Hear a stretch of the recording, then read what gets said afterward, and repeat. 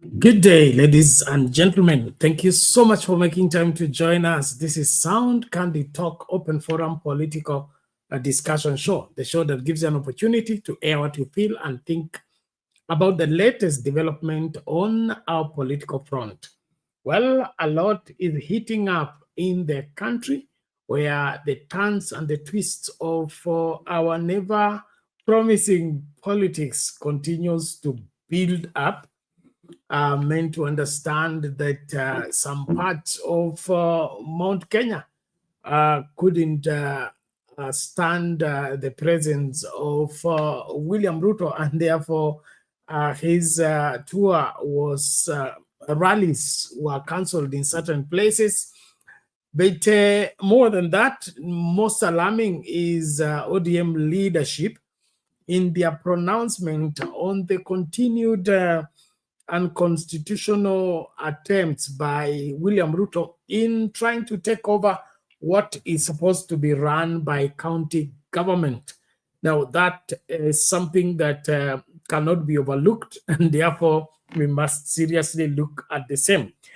Kalonzo Musyoka is now out, armed and dangerous in expressing himself on the issue of William Ruto and state capture, the Kenya Kwanza administration as a whole. And in his givings today, he says William Ruto should resign if what Justin Muturi, the former Attorney General, revelations on national TV yesterday are anything to go by.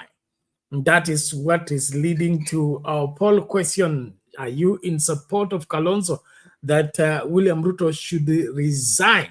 Your yes or no answer was required on our both YouTube channels, Sound Candid Talk Live and Sound Candid Talk YouTube channels. Please, we invite your input, your thoughts. Let your voice be heard. Let your voice be, noticed in where you stand in all this. But while this is playing up, we as Kenyans must rise up to the occasion and, of course, stand in the gap in the salvation of this great country.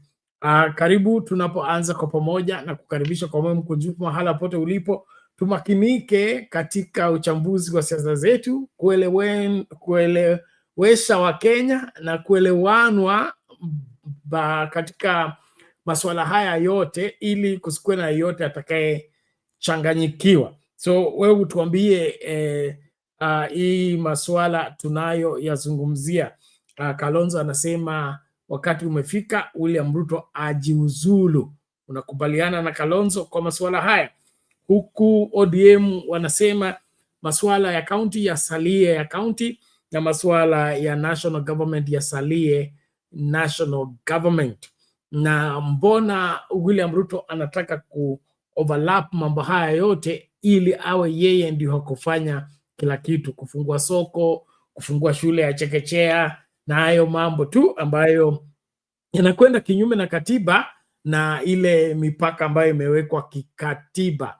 Ni lipi hili ambalo William Ruto anakusudia kulitekeleza wakati anatekeleza majukumu yasiyokuwa yake ambayo yanapaswa kufanywa na governors na watu wa county assemblies? Hiyo ni swala ambalo ningependa kujua unasimamo wapi kwa hilo.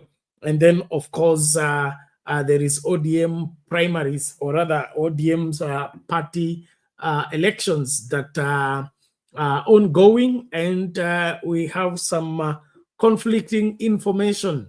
They are both crying foul that the delegates' names are missing in the register just before the polls are on. So what is going on with the largest political party in East and Central Africa?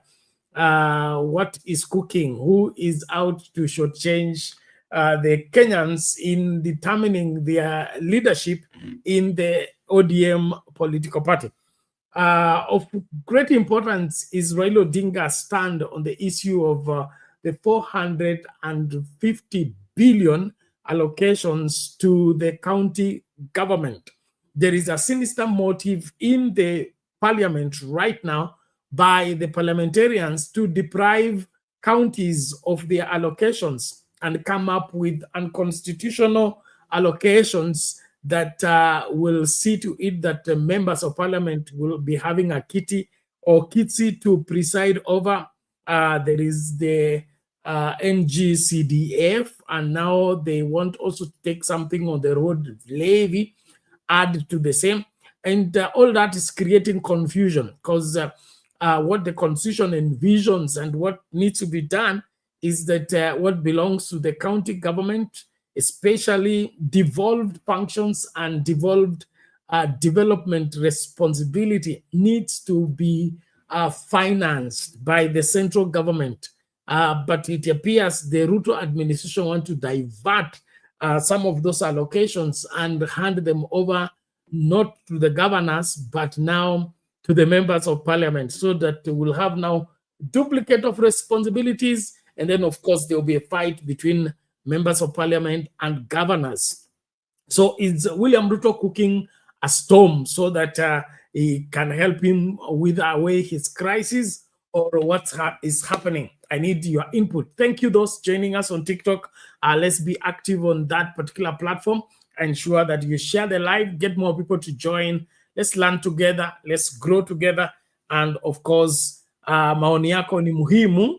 Weka hapo kwa comments, tutaweza kushare na wengine ambao tunajumuika nao kwa Facebook, Sound Candy Talk, YouTube Sound Candy Talk Live, and Sound Candy Talk channels. Thank you so much. Let's get started with that Kalonzo Musyoka story, calling for the resignation of William Ruto.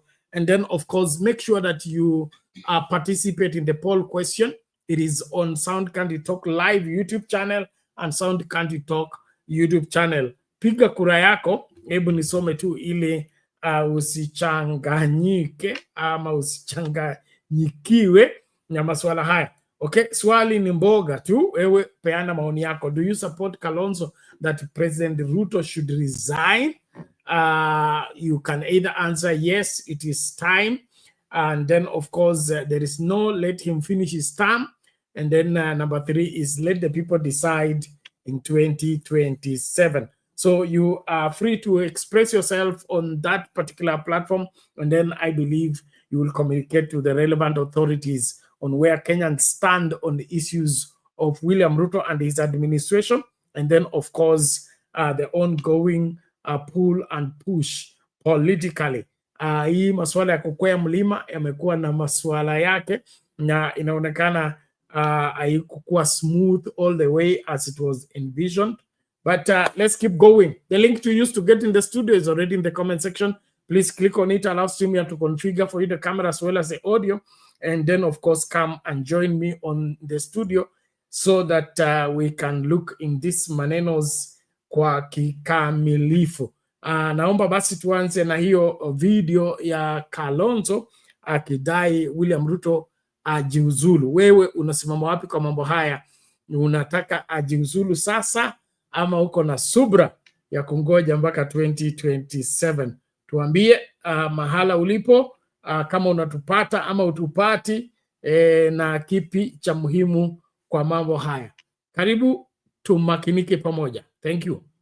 Wiper Party leader Kalonzo Musyoka has accused the Kenya Kwanza administration of state capture through financial choking of critical state institutions to untwist them for favorable outcomes.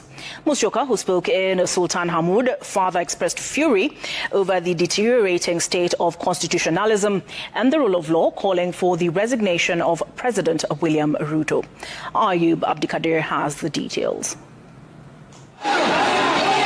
Seemingly latching onto the explosive revelations by the former Attorney General Justin Muturi, Kalonzo accused the executive arm of government of suffocating state institutions financially and populating them with placement, a move he said has led to their gross underperformance. Today's headlines in the Nation and the Standard, a former Attorney General and the immediate Minister for Public Service has put it so clearly that the foundations are shaken because of corruption.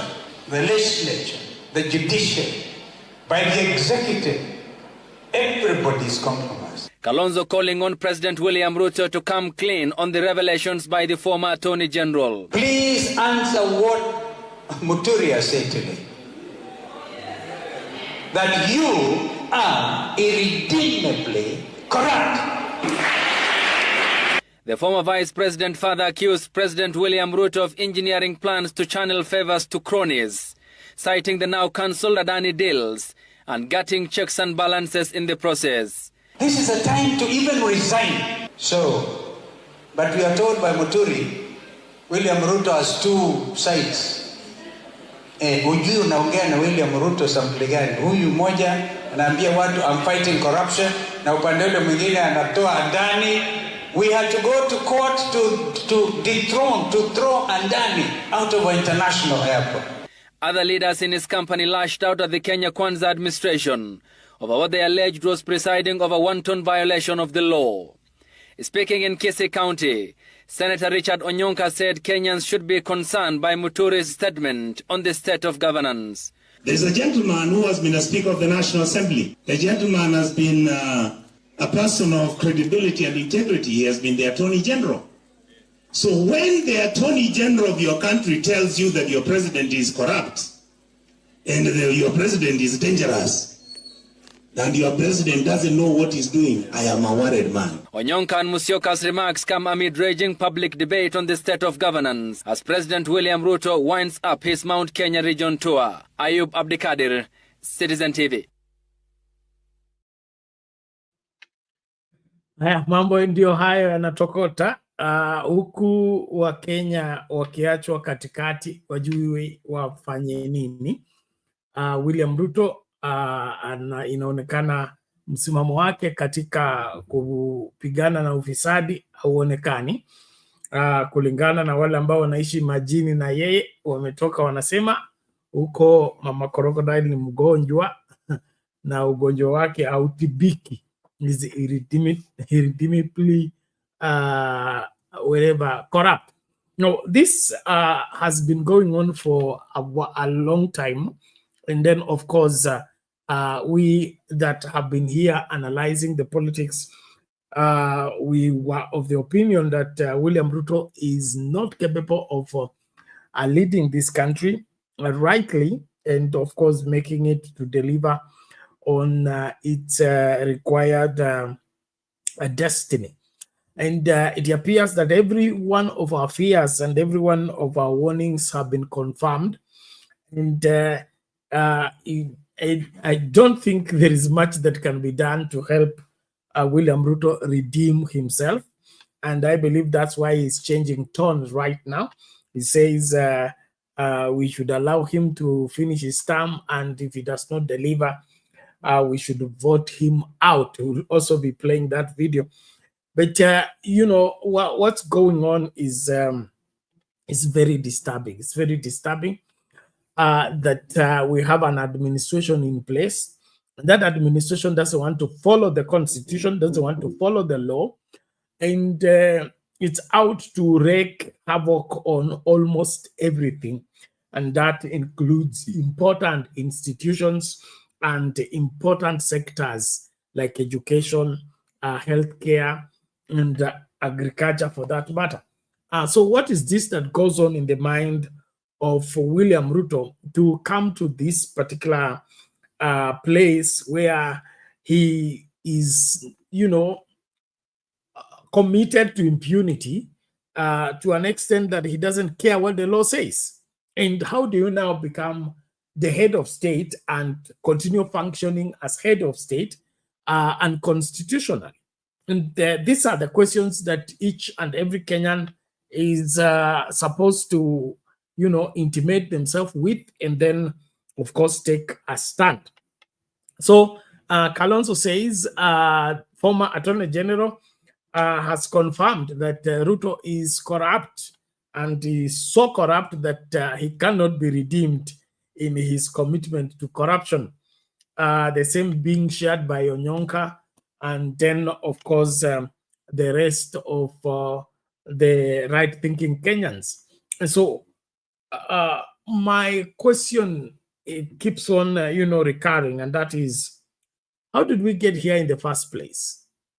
What really happened that our leading economy in East Africa, our most developed in terms of a democratic space, we ended up with this kind of leadership that is, in most cases, embarrassing in terms of certain decisions being taken. We're being viewed as if we don't know what to do with our country. And it's also appearing that we don't even care of how many losses we are causing to happen or how many things are falling apart. So how did we end up with this I don't care government, I don't care administration? And this I don't care administration is slapping us on both sides of the cheek, and we keep turning the other cheek. And it's like nobody wants to do anything in saving the day. So ningependa wewe utoe maoni yako. Kalonzo ashasema Ruto should resign. Una support hiyo? Piga kura yako ama weka hapo kwa comments, tutakuelewa katika mambo haya. Haya, na kukaribisha mahala pote ulipo. Tafadhali karibisha mtu tunapoanza kipindi kwa fujo tu, na kuomba tumia link, karibisha mtu tukamakinike, watu wengi tu wa join ili tukazungumze masuala haya kwa kina. Hapa ndipo Wakenya wanakutana wakizungumza masuala yao kwa uwazi. Hapa tunasimamia haki ya kila Mkenya. Kenya for all Kenyans at all cost is what we stand for, and that is what we seek. I believe the only Kenya that will work, the only Kenya that will develop, the only Kenya that will achieve whatever that is good for the world, it's Kenya for all Kenyans. But this twisted aspect of our politics that wants to divide us and then rule us, or wants to deprive others so that others get, that's a wrong approach to the same. And so we really need to come up with a way of looking at our politics, not as being adversarial, but it needs to be the politics that competes on what is the best among what we have.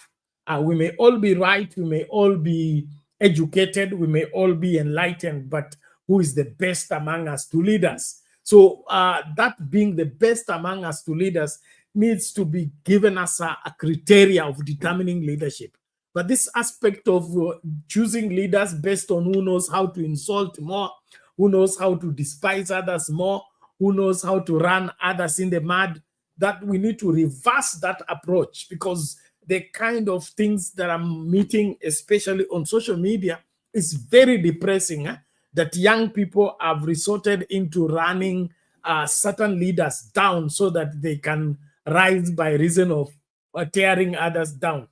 I mean, we should compete on who is the best. And our phrase goes that we need always to remember that we must first be the best before we are fast. We must first be the best before we are fast. So who is the best to lead us? Where are the best that are supposed to lead us? The best of brains, the best of character, the best of, leaders. Where have they gone to?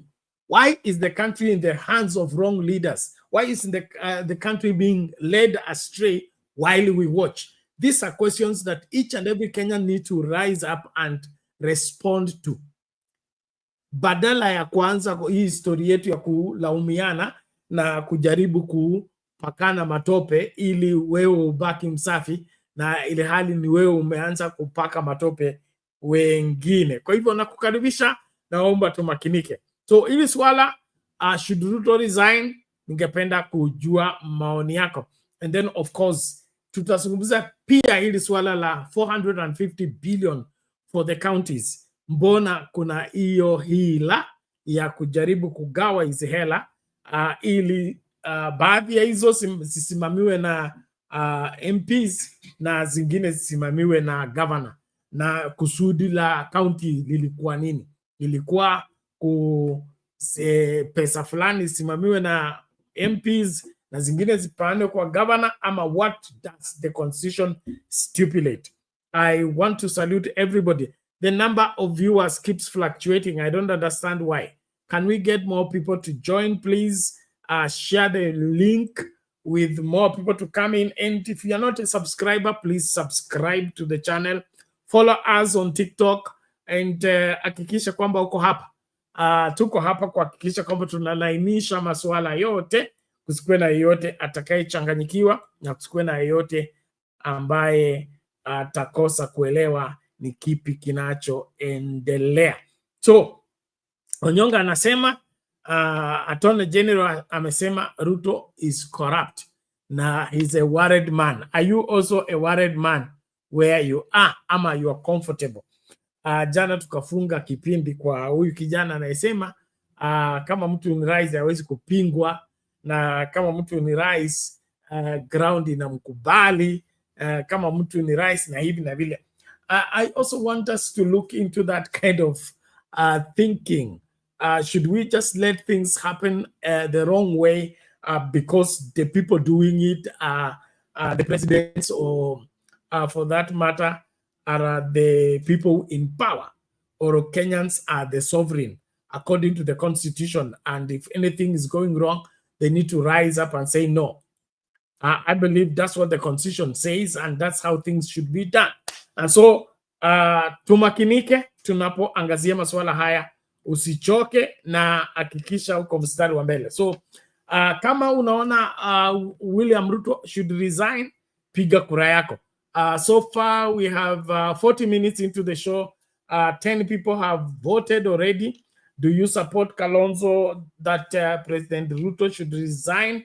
70% say yes, it is time for him to resign. 20% say let him finish his term.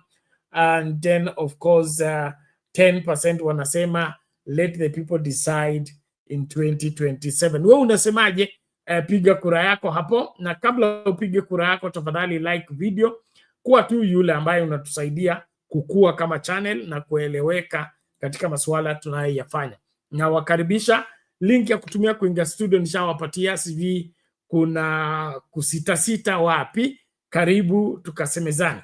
Well, let's now listen to Ruto's change of tone where he says if he does not deliver he is ready to leave office. Why is this the case? Let's listen out to this and then break it down. Council rest in peace.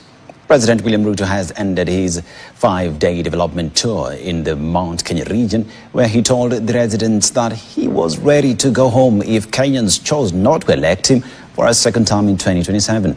The president has been in the region since Tuesday and ended by visiting the counties of Nyeri and Kiambu, leaving behind bags of goodies for the locals.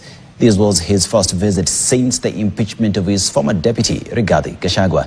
And as Clement Masombo now reports, the tour had its fair share of challenges, with some politicians being heckled. President William Ruto now says he is ready to go home and venture into farming if Kenyans will not elect him in 2027.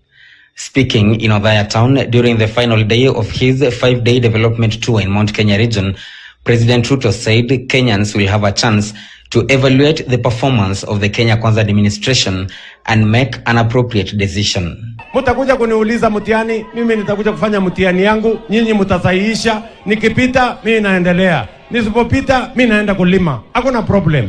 Ama namna gani jameni? His tour began on Tuesday, traversing through the counties of Laikipia, Murang'a, Nyandarua, Meru, Tharaka Nithi, Embu, Kirinyaga, and ended on Saturday in Nyeri and Kiambu counties. Na leo mimi nimefika hapa Othaya.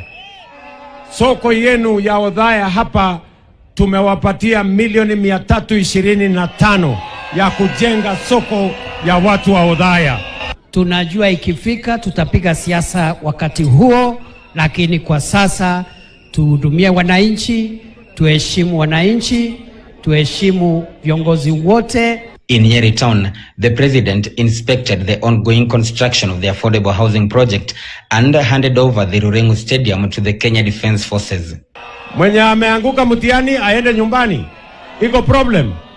Si nyinyi ndio mtasort out? Iko haja ya kulumbana saa hizi? Hakuna haja. Kila mtu afanye kazi yake. Tafadhali Your Excellency, ndio hizi team ziweze kutumia hii uwanja, ututafutie support kidogo kwa hizo team 19. Tuko na rekodi ya vile mambo yako vile ulikuwa unakuja. Na ukija tumepata mambo kama stadium hii, Your Excellency. Miaka 7 imekwama. Asante sana. The president steered clear of politics in Nyeri County, saying his tour was purely for development purposes and that he will come back for politics when the right time comes. In Othaya, he laid a foundation stone for the construction of Othaya Fresh Produce Market, which will cost 325 million shillings. He also announced an allocation of 850 million shillings for the last mile power connectivity to 11,000 households in Nyeri County. Tumeweka pesa ya serikali milioni 850 kuunganisha stima manyumba 11,000 ya Nyeri County. Wamesema kwa sababu hapa Othaya inakuanga inasumbuliwa na moto sana, usaidie Gavana Kahiga tununue simamoto tukuje tulete hapa Othaya. Viongozi wakichaguliwa wanapotelea Nairobi, wakipotea Nairobi wanakuja wakati wa uchaguzi. Tulisema sasa kazi hapa mtu akuje na report form tuone ile kazi anafanya.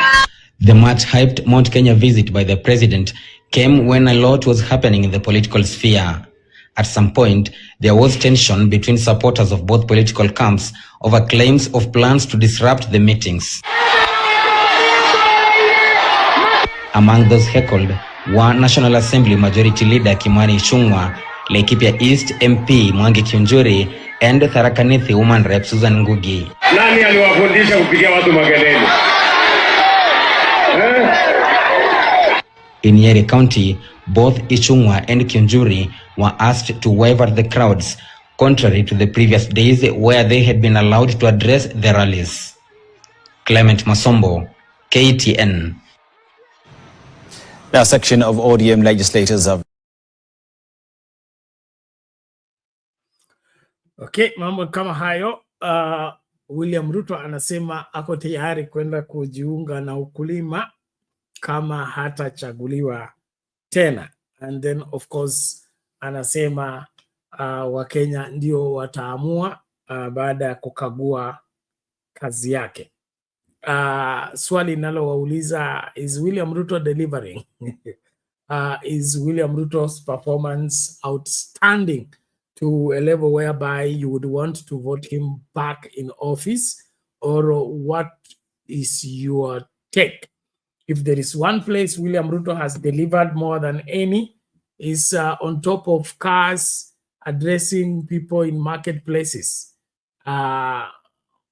It is still reported that he has never reported to Harambee office, Harambee Avenue office, where the president is supposed to work from. What is this that he is talking about delivering? And with all this in play, are we in,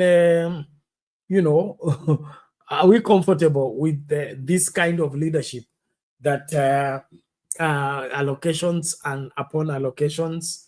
And then also what is disturbing me is, why is William Ruto the one allocating money? Why is William Ruto the one distributing the money?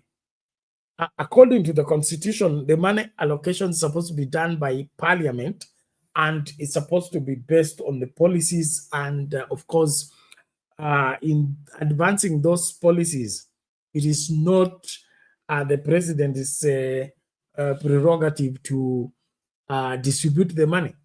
But it appears William Ruto has this amount for the market, this amount for the stadium, this amount for electricity, and is distributing them on top of cars. What is this? Is this a Juakali kind of presidency, or hii ndio ile inaitwa matatu presidency? Ni kipi kinachoendelea? Naomba mnieleweshe, na wote ambao mnajua ya mambo, ni kipi? Hii sio siasa inachezwa, ama ni kipi ambacho mimi sikipati? Ningependa kusikia maoni yako, na wale ambao mnakuja studio sijui imekuwa wapi, naomba tafadhali tuwai mapema. Mnajua leo ni siku ya Bwana. Kwa hivyo lazima tujitahidi kuanza mapema na kumaliza mapema ili tujiandae kwa masuala mengine ya ibada. Kwa hivyo tafadhali, kama unakuja studio, wahi mapema na kukaribisha, na kama uja subscribe kwa channel yetu ili kila mmoja apate hiyo nafasi ya kusema yote yaliyoko mioyoni mwetu. So on this issue, should William Ruto be sent back to farming, or should his term be extended by the Kenyan people? What is your probable judgment on the performance of William Ruto? Has he performed outstandingly to deserve another term, ama amekukwaza, amekukera na wewe hutaki aendelee? Kuna wale ambao hata hawataki amalize 5, wanataka tu ang'atuke moja kwa moja. Wewe uko sehemu gani kwa mambo haya na kwa nini? Niambie hivyo hapo kwa comments, ama njoo studio. Link ya kutumia kuingia studio wacha niwapatie tena, inaonekana watu hawajaiona, na naomba tafadhali tujitahidi. And then hiyo namba ya watazamaji inapanda ikishuka, tumakinike katika kuipandisha na isalie huko juu. Asante kwa wote ambao mnajiunga nasi, tumakinike katika kuangazia masuala haya. So William Ruto ako tayari kwenda kulima kama hamtamchagua. Je, wewe uko kwa baadhi ya wale watakaomchagua ama wale watakaomtimua? Na wakati yote hayo yanafanyika, ni Kenya ipi ungependa kuona? Ni Kenya ipi ambayo unatarajia kwamba serikali ijayo lazima itengeneze Kenya ambayo inafaa? I will need you to respond to that, even as we look at this keenly and of course give our judgment. Then of course the heckling manenos, inaonekana mlima unateleza na unateleza kinyume na wanao, okay, ama wenyeji. We are talking about local politicians. They seem not to be sitting pretty. They seem not to be having things going the way of the expectations of the people. Is this the new Mount Kenya, or what's happening? You remember that question William Ruto is asking, nani amewafundisha kupigia watu kelele? Hiyo inamaanisha nini, na ni kipi ambacho ni cha ajabu kwa mambo haya? Should William Ruto expect to be celebrated everywhere he goes, or there is a cause, there is a reason why people are not at rest with the William Ruto leadership, and therefore the heckling will keep going, and it's because the expectations of Kenyans have not been met. What is your take on the same? I would love to know and of course understand from your end.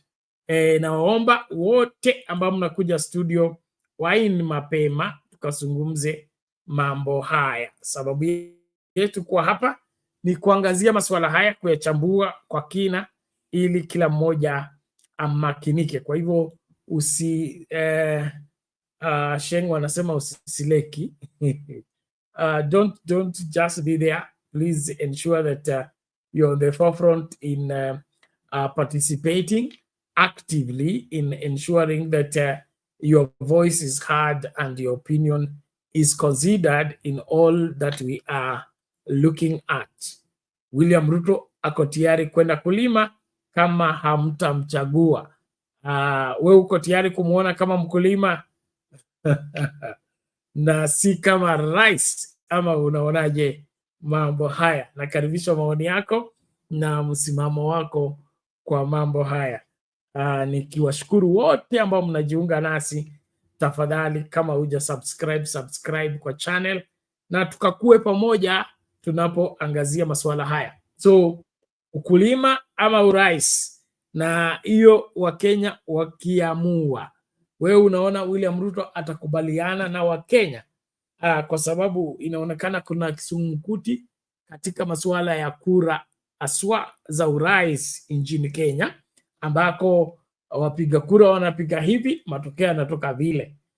Ni kipi hiki ambacho ni cha muhimu sana katika urais Kenya, ambako unasababisha mpaka waliopoteza kura ndio wanatangazwa kama washindi na walioshinda wanatangazwa kama washindwa? Ni kipi hiki ambacho ni so high stake that the president is now for grab and is for stealing and is for, you know, twisting? And hivi Ruto akisema ako tayari kwenda kuwa mkulima, wewe unamwamini?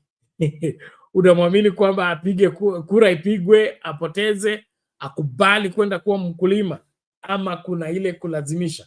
Na nikisema kulazimisha, wote tunakubaliana, tunajua historia, okay?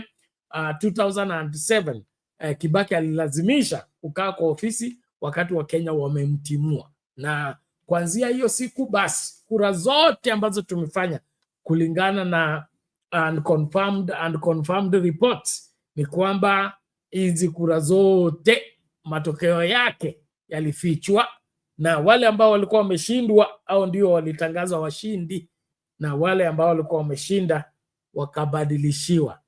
Kama hii ndio imekuwa mtindo 2007, 2013, 2017, 2022, 2027, wewe unaona kutakuwa na tofauti vile Ruto anasema kwamba ako tayari kwenda kulima akishindwa, ama mtindo ni ule ule, wembe ni ule ule? Ni kipi hiki? Ningependa uniambie wewe kwa maoni yako. Tuangazie masuala haya, na wewe nataka kujua kule umesimama kwa mambo haya. Wewe unaona William Ruto ataacha urais akuwe mkulima akishindwa kwa kura, ama atakwamia kiti? Kwa maoni yako na vile unaona jinsi ametekeleza mambo haya, karibu pamoja, makinika, tukachambue masuala haya yote kwa pamoja. Namuona Furaha amefika, karibu. Tuni, of course, our PS, karibu. Kuna huyu anaitwa Francis anasema mimi nataka kumuona kama mkulima. Haya basi, maombi yako Mungu atajibu. Sawa sawa. Anasema hicho kiti ni kitamu sana kwenda nyumbani. So ni kipi hiki? Atakubali kuacha kiti ama achukue jembe? Unakumbuka ile wimbo ambayo tulikuwa tunachukia tukiwa watoto? Uvivu ni adui mkubwa kwa ujenzi wa taifa. Ilikuwa natoka asubuhi mapema wakati usingizi na inanogea, alafu sasa ni lazima kuoga maji baridi kukimbia shuleni.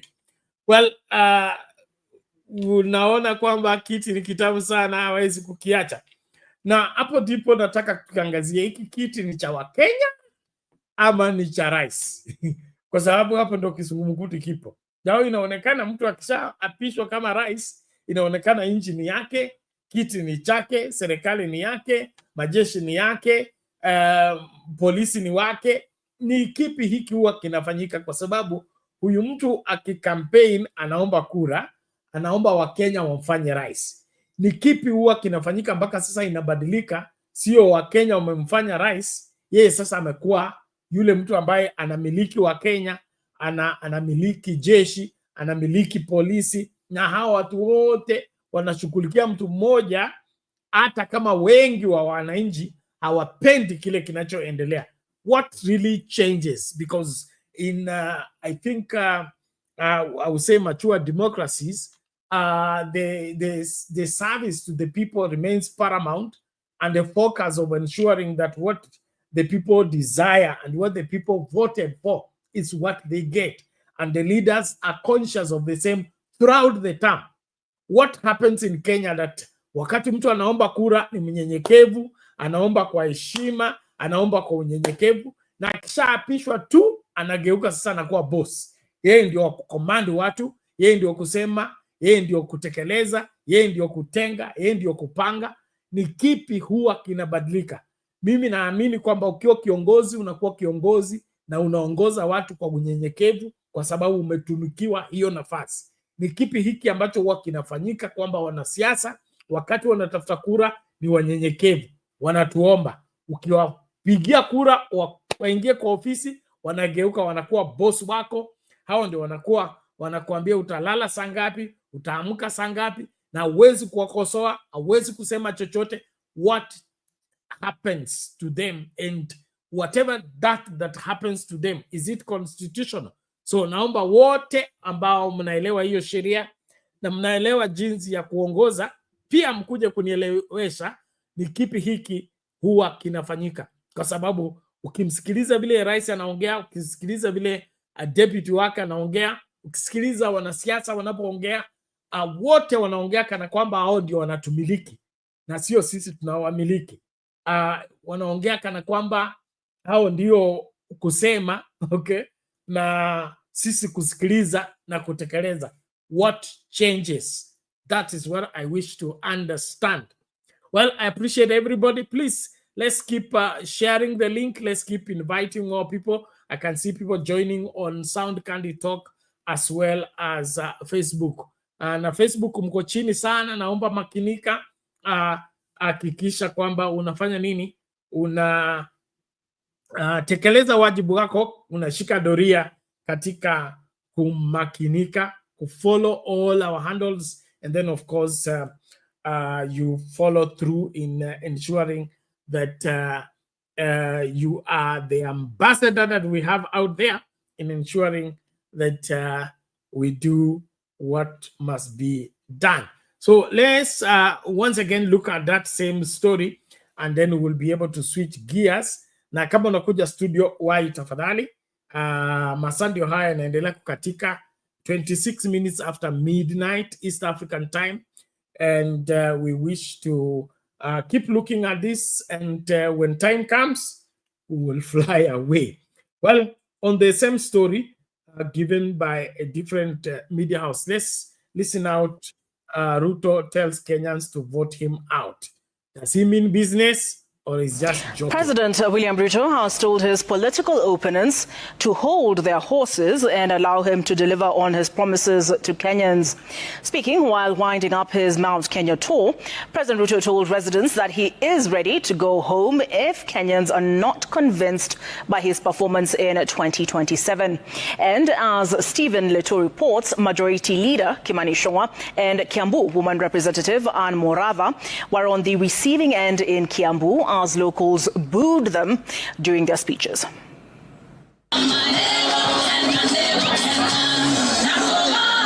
After scaling the mountain for 5 days, it was time for President William Ruto and his deputy Kithure Kindiki to descend from Mount Kenya after dangling bags of goodies. While addressing residents of Nyeri and Kiambu counties, President Ruto said he is ready to hang his boots if Kenyans reject him at the ballot in 2027. Barabara ndio hiyo mimi najenga, soko ndio hii, sitima ndio ile. Mtakuja kuniuliza mtihani, mimi nitakuja kufanya mtihani yangu, nyinyi mtasahihisha. Nikipita mimi naendelea, nisipopita mimi naenda kulima. Hakuna problem. Ama namna gani jamani? But before the 2027 ballot, President Ruto says he is ready to mount a development record. He told his opponents to hold their horses. Si kila mtu afanye kazi jameni. Si pale 2027 mtakuja kusahihisha mtihani ya kila mtu. Mwenye amepita, mwenye amefanya vizuri, mnampitisha. Mwenye ameanguka mtihani aende nyumbani. Iko problem. Si nyinyi ndio mtasort out. Iko haja ya kulumbana saa hizi. Hakuna haja. Kuna wakati wa siasa na kuna wakati wa maendeleo. Sasa sio wakati wa siasa. Sasa ni wakati wa maendeleo. Ndio umesikia rais amekuja hapa, maneno ya soko, stima, barabara. Utulivu wa kitaifa, national stability, ni ile kitu muhimu zaidi kuliko ili ingine yote. Kwa sababu kukiwa na utulivu wa kitaifa, mkulima atapata faidi.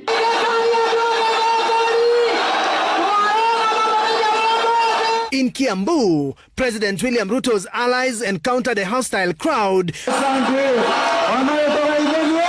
with local politics taking center stage. Nani aliwafundisha kupigia watu makelele? Watu mimi wauliza wanagezongole.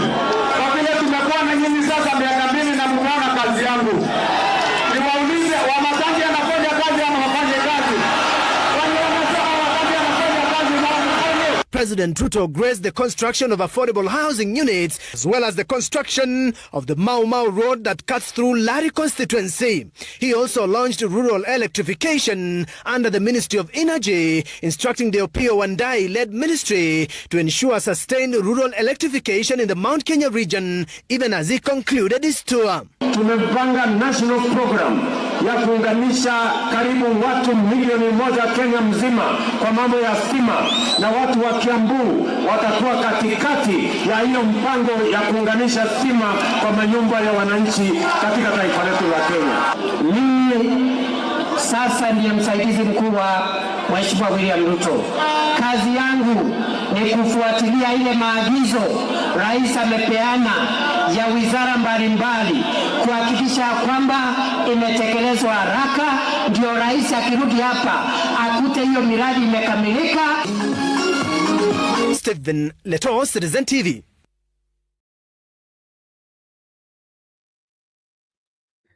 Okay, kumekuwa namna hiyo Nyeri, kumekuwa hivyo hivyo wapi Kiambu, na inaonekana Wakenya wamegawanyika katika mambo haya. Kuna wale ambao wanaona maendeleo, kuna wale ambao hawaoni hayo maendeleo. Alafu kuna wale wa kuzomea viongozi ambao wamelemewa na kazi. Alafu kuna ile kupongeza ama kujipigia debe, kama vile umesikia Wamatangi hapa anasema ninyi wananchi, miaka yangu 2 ya ofisi imekuaje? Nafanya kazi ama sifanyi kazi? Wewe niambie, mbunge wako anafanya kazi ama fanya? Gavana wako anafanya kazi ama fanya? Senator wako ameongea mara ngapi kwa Senate tangu mtume huko? Hebu niambie kama wewe constituency yako inafanya kazi na wale ambao umewachagua wanakufanyia kazi, na hiyo kazi inaonekana katika maisha yako na maisha ya Wakenya. Let me know, and of course it will be helpful to help other Kenyans to judge that we have performing governors, performing senators, performing members of parliament, and non-performing. Who is that? That is your member of parliament, awe wa mashinani ama wa mjini. Hebu tuambie ni nani huyo ambaye ana outperform and why. But on that same note, William Ruto still insists that yeye akipigiwa kura sawa, asipopigiwa sawa.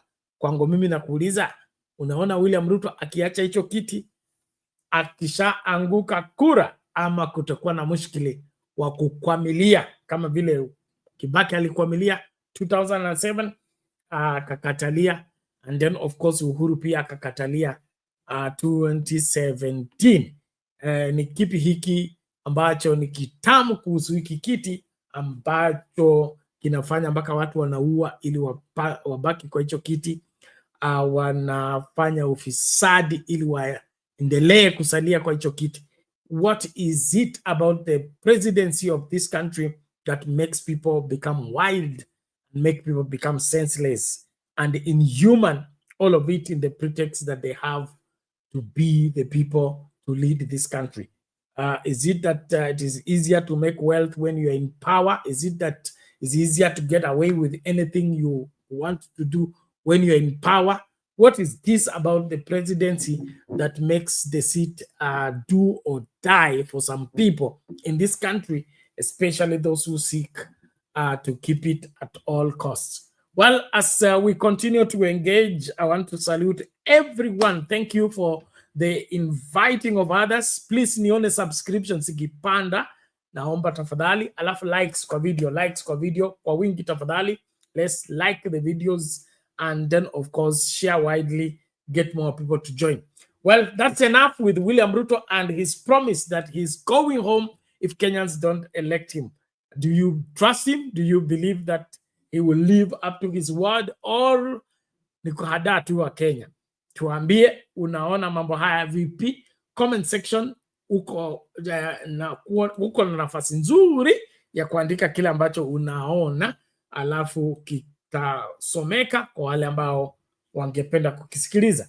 And then of course on that note, I want us now to switch gears and go to Raila Odinga's speech in Mombasa on the issue of devolution and allocation of funds, and thereafter we'll be also looking at other stories. So tuangalie hili, na kama una maoni yako tafadhali yaweke kwa comment section, na kama unakuja studio tafadhali tukazungumze kwa pamoja. Asante. ODM leader Raila Odinga has accused the government of denying countries some of their functions that have been devolved by the Constitution. The former Prime Minister has backed county governments in their push to receive 450 billion shillings in the upcoming financial year. Speaking in Mombasa, Odinga said all functions meant for counties should be fully devolved alongside the required funds. As you'll hear now from Francis Mtalaki, ODM Secretary General Edwin Sifuna and Minority Leader Junet Mohamed slammed sacked Public Service Cabinet Secretary Justin Muturi over his remarks about President William Ruto. ODM leader Raila Odinga has slammed the national government and parliament for failing to respect the constitution and undermining devolution by denying counties some of their functions. The former prime minister says the national government continues to allocate itself billions of shillings in the health docket, yet all the functions are being executed by counties. Pesa inabaki Nairobi. Sababu gani serikali ya Nairobi ije hapa kujenga soko Mombasa? Soko ya Mombasa nataka ijengwe na county government ya Mombasa. Lakini wameweka pesa kule, unapigia sasa makofi ati wanakuja kujenga nyinyi soko. Kwa sababu gani? Speaking in Mombasa County during this year's Eid Baraza celebrations, Odinga says the move has continued to affect service delivery in hospitals and wants all functions meant for counties fully devolved, with their funds demanding that the counties be allocated 450 billion shillings in the upcoming financial year. Tunataka hiyo pesa ikuje. Nataka bunge itoa hiyo pesa ije chini mashinani, ili serikali ya counties waweze kufanya kazi sawa sawa. Pesa ya matibabu bilioni 100 inabaki Nairobi, haiuji hapa chini mashinani. Hata hii pesa ya miundo msingi kama ile fuel levy, wabunge wanakataa nayo. Kwa sababu gani wabunge wawe na pesa ya kutengeneza barabara? Kazi ya wabunge ni kutengeneza sheria Nairobi. ODM Secretary General Edwin Sifuna and Minority Leader in the National Assembly Junet Mohamed have slammed sacked Public Service CS Justin Muturi over his remarks on President William Ruto. Yeye ameongea juu ya mambo yote, hakuongea juu ya mambo moja. Kuna jumba hapo bunge inaitwa Bunge Towers, ambayo kuna maofisi ya wabunge. Hiyo nyumba wakati tumekaa chini kama wabunge ilikuwa inafaa ijengwe na 6 billion. Wakati Muturi anatoka kwa ofisi, hiyo jumba ilijengwa na 27 billion. Hapo pia afafanulie sisi kidogo ili tujue hiyo jumba imetoka 6 billion namna gani na ikafika 27 billion. Fafanua hiyo pia. Na tungemuomba sasa achukue hatua, afike pale kwenye vitengo vya uchunguzi na polisi, awasilishe stakabadhi ambazo yako nazo ili Wakenya waweze kujua ukweli ya yale madai ambaye ametoa. Odinga also says the Orange Party is expected to hold party primaries next week, will be on the ballot come 2027, promising its support base that the party grassroots elections will be free and fair. Francis Mtalaki, Citizen TV, Mombasa.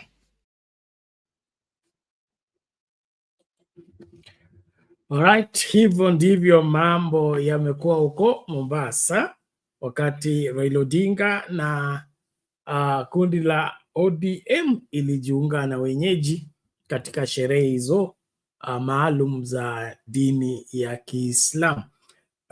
Cha muhimu ni huo ujumbe.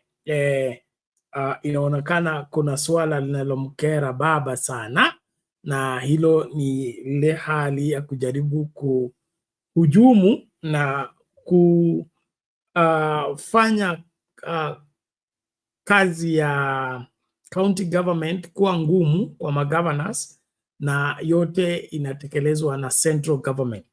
Yale majukumu yanapaswa kufanywa na magovernors imetekwa nyara na William Ruto. Anataka yeye awe wa kujenga soko, yeye awe wa kujenga cattle dip, yeye awe wa kujenga nyumba anaziita affordable housing, na vitu ambavyo vilikuwa vinasimamiwa na municipal council, city council and county council inaonekana zote William Ruto anataka kuzifanya yeye, na ili linakuwa tatizo kwa sababu nchi inapaswa kuongozwa na sheria na nchi inapaswa kuongozwa on systems, not on individuals, on systems.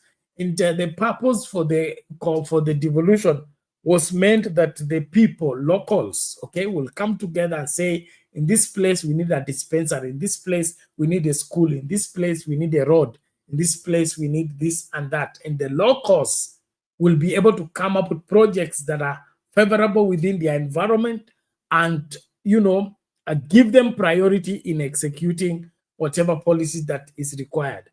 Hii serikali ama hii dhana ya kutembea na hela na kugawa hela inatokana na nini? Yale tunaita hangovers za katiba mkongwe, ile katiba ya kitambo ambayo ilikuwa rais ndio kila kitu, rais ndio kusema, rais ndio kupeana, rais ndio kutekeleza kila kitu. So inaonekana kuna ile hali ambayo William Ruto na kundi lake wanataka kufanya katiba ya 2010 isifanye kazi ili turudi kwa ile katiba ya kitambo ambayo ilikuwa na dosari nyingi na ilihujumu na kuumiza wengi wa Kenya. So ningependa kusikia maoni yako kwa mambo haya.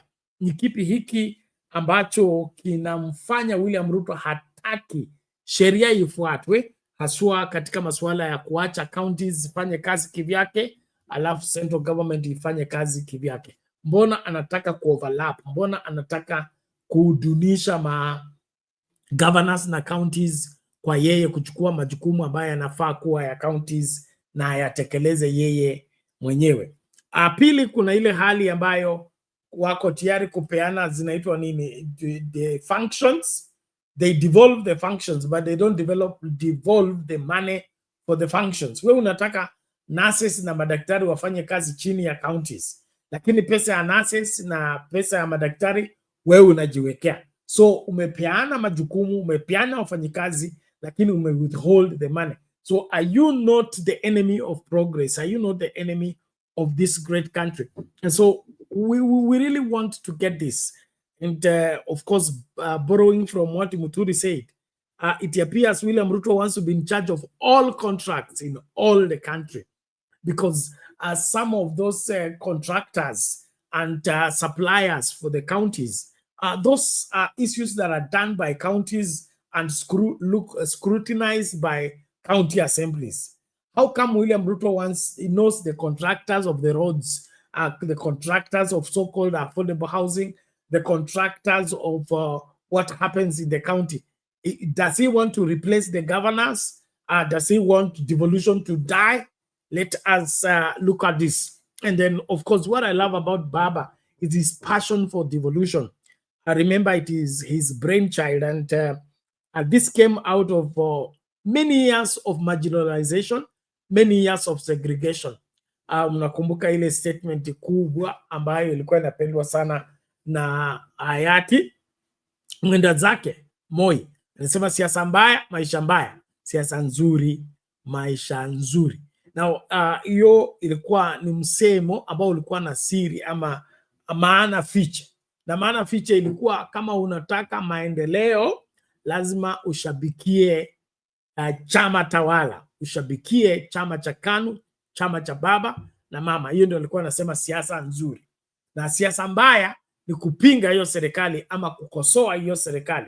Na kile kilikuwa kinafanyika kwamba kama wewe una support government utaletewa hela, pesa za harambee, utaletewa hela za kujenga shule, hela za kujenga dispensary na hayo masuala mengine. Lakini wote ambao wako kwa opposition, wale ambao wanakosoa serikali, wananyimwa hayo maendeleo. Na inaonekana kwamba William Ruto ako determined pia kutumia hiyo. Unakumbuka siasa za shares, kwamba sehemu fulani ya kupigia kura hii serikali, kwa hivyo maendeleo hayawezi kwenda huko. Mkitaka maendeleo mpaka mpigie kura nani? Hii serikali. Na hili ni swala ambalo linasumbua sana, na hilo ndo sasa linataka kuhujumu kabisa the 2010 constitution. Kulingana na 2010 constitution, hakuna sehemu ambayo tunapaswa kwenda kuomba rais atupatie chochote. In 2010 constitution, policies and the rolling out of resources is determined by the parliament, and the parliament allocates this amount equally in different parts of the country. And so the president has no control over treasury, should not have control over treasury. The president should not be walking around with money to dish out. Is illegal, is unethical, and is unacceptable. But because William Ruto wants to be the god of the country, wants to be worshipped by everyone, he's now returning the old constitution secretly without Kenyans realizing. Uhuru Kenyatta operated within the framework of the law in most cases, especially in his second term. And you saw the way things became easy. You saw he began to gain weight because he was not struggling. He let parliament do what parliament should do. Let treasury do what treasury should do.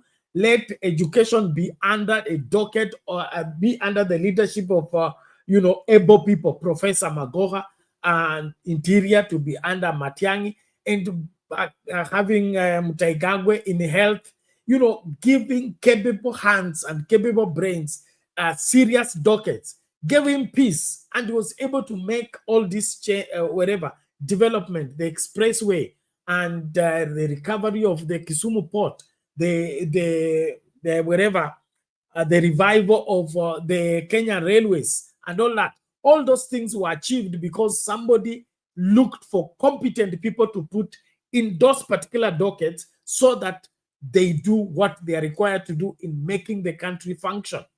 And all this is being done, destroyed because somebody wants to be Alpha and Omega. Somebody wants to be in everything and everywhere. Now, it appears like hii maswala haendi kwa sababu Wakenya wamenyamaza. Okay? So, maswala ya soko, yeye anataka kufungua soko. Maswala ya cattle dip, yeye anataka kufungua cattle dip. Maswala sijui ya merry-go-round, yeye anataka kuwa chairman wa merry-go-round. Hiki ni kitu ambacho Wakenya wanapaswa kukikataa, kusimama kinyume nacho na kuhakikisha kwamba hakita faulu. Turudi kwa katiba, turudi katika sheria, tupate mgao wetu kwa sababu sheria inatugaranti. Si kwa sababu Ruto anatupenda ama anatuchukia. Si kwa sababu tumeshabikia serikali ama tumepinga serikali. Ukweli ni kwamba the way the taxes are collected from everybody in the wherever without discrimination, let there be distribution of those same resources in different parts of the country for the very reason of ensuring that every Kenyan gets what is rightfully theirs. And so tuchungane na William Ruto kwa sababu kwangu mimi namuona yuko determined kurarua katiba hii na kusimama na katiba ambayo haifai. Kwa hivyo Wakenya wenye nia njema, wakati umefika wa kusimama na kuhesabika. Usikubali kuhadaliwa na kudanganywa. Kwa hivyo hii ambayo inaendelea ya kusema kwamba nisipochaguliwa hiki na hiki kitafanyika, tuweke sheria na hiyo sheria ifuatwe, and when we have men of integrity and a country that is committed to integrity, we will be able to get things done no matter what happens. So I want to really salute every one of you who is following. Thank you. The number of viewers is increasing. Thank you so much. Please tukue mstari wa mbele kukaribishana na kumakinika. Lakini piga kura yako, peana thumbs up kwa video tunapoendelea na uchambuzi huu. So I really want to urge us, let us not play games with somebody who wants to subvert the law, because if it doesn't sit pretty with him when you are supposed to follow the law, then you know this somebody who is determined to break the law and serve himself. That law must be upheld. So the governance issues, governors simameni na mseme yale ambayo yanafaa. Hii maswala yenye kulala chini kama bahasha, msemo wa Olentimama, yule mwanasiasa mkongwe, yaishe kabisa. Kama wewe umejenga soko, launch hiyo soko. Wacha maneno yosema utaleta mtukufu rais akuje kulonji hiyo soko. ni muhimu tukae within the framework of the law and the framework of the provision of the constitution. Let us not fall into the trap of William Ruto replacing the constitution with his whims and with his preferences. Thank you very much. And then, of course, I agree with Raila Odinga. The 450 billion should all go to the governors, and let the governors, under the scrutiny of the county assemblies, allocate these funds for the development of the country. Let not the central government withhold the money that is meant for the counties, and then the county is waiting for the money 6 months, a whole year. Why should that be the case? We need this country developed from everywhere and in every place. That way we are helping the economy. But if we withhold the money, and like counties are now having people who supplied whatever supplies to the county, they have not been paid. Contractors who had been engaged are withdrawing their services because the money has not been released. And we are dilly-dallying here, trying to divide that money in the name that we want the members of parliament also to have a kitty. Members of parliament, like Baba said, should be in Nairobi doing what? Making laws, not dividing money, not dividing bursaries, not dividing this and that.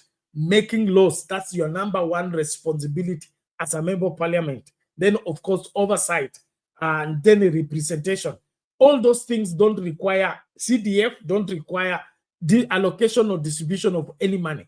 So let's come out of this alternative way of operating and get back to operating within the provision and the framework of the law, whereby each and everyone is doing what is rightfully theirs according to the constitution. And when we get the constitution functioning rightly, the country will move smoothly. But this selective application of the law, selective application of the constitution, is one of the major setbacks in our country. That there are people who are above the law, there are people who are untouchable, there are people who are, can break the law, but the law cannot break them. Please, let's all insist that our constitutionalism is our salvation when it comes to guaranteeing development in all parts of this country. If we let it be on the will and the wishes of the president, then we are doomed as a people.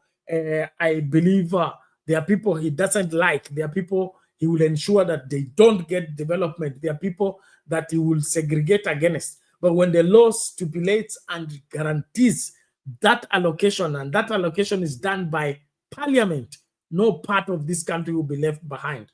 And so let's not be trapped again by this aspect of mtukufu rais utulete stima, mtukufu rais utulete maji, mtukufu rais kumbuka hakuna shule hapa, mtukufu rais. Hii masuala yote si ya mtukufu rais, hii ni masuala ya sisi kutumia sheria na kuhakikisha kwamba hela ambayo inapaswa kutumika kwa counties inakwenda kwa county kulingana na sheria, na magovernors wanatumia hizo hela kwa development ya counties kulingana na sheria. Hapo ndipo usalama wetu upo, hapo ndipo ukovu wetu upo. Lakini tukipuuza hayo, eti tuenda kupiga makofi tupewe maji, napiga makofi tupewe class, wherever classroom, pige makofi sijui tupewe barabara, hizo vitu zote ni uongo, na hizo vitu zote zinaendelea kuharibu nchi. Kwa hivyo wote turudi kwa sheria, na tuambie Ruto, kama unataka kuongoza, ongoza kulingana na sheria. Wacha hizi maneno ya kuwa obsessed with Moiism,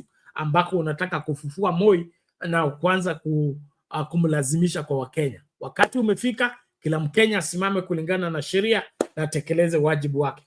Ningependa kusonga mbele ninapoangazia swala lingine, na wote ambao muko hapa na mnataka kuwa sehemu ya mazungumzo, tafadhali karibuni, msiogope. Hii studio ni yetu sote na ni lazima tuitumie ipasavyo. Ningependa kushukuru kila mmoja, wote ambao mna support Sound Candy Talk. Tafadhali tusichoke na tusilegee. Wakati umefika kwamba kila mmoja ashike doria na tekeleze wajibu wake kwa faida ya kila mmoja. Biblia inasema kila mmoja wetu amepewa kipawa, na hicho kipawa kwa kutumika kitafaidi kila mmoja wetu. Chochote ambacho unaweza kukifanya ambacho ni cha faida kwa nchi, faida kwa jirani, hiyo ndio essence ya maisha. Lakini hii masuala ya kuwa wabinafsi, kutaka kutekeleza ya kwetu kikwetu, kwa ajili ya wakwetu. Hiyo yote ni kugawa wa Kenya. Leo nimekuwa na mazungumzo na vijana wengine wakisema kwamba wanataka Western Kenya ikuje pamoja, Mlembe Nation, na wanasema stumbling block kubwa ya kuungana kwa Wakenya ni Raila Odinga na ODM. So nikaona hiyo ni swala ambalo ni interesting. So nikauliza Waluya, tunaweza tu kukubaliana wakati Raila Odinga hayuko katika equation? Asema ndio hiyo, na hiyo ndio inafanya kwamba sijui Raila Odinga hampendi nani natembea na apendi wale ambao wanasema Luya Unity. So nikawa nikisema hii masuala ya Luya Unity hajaanza na Salasia na hajaanza na natembea, sisi tulikuwa nayo, okay. Kama mnakumbuka kijana Namwamba, yeye ndio alikuwa wa kwanza akifufua kitu tulikuwa tunaita Luya consciousness, na akatembea across the country akiweka Waluya pamoja, wale wa Mombasa, wale wa Nairobi, wale wa Kisumu, wote akisema kwamba tukue na Luya consciousness.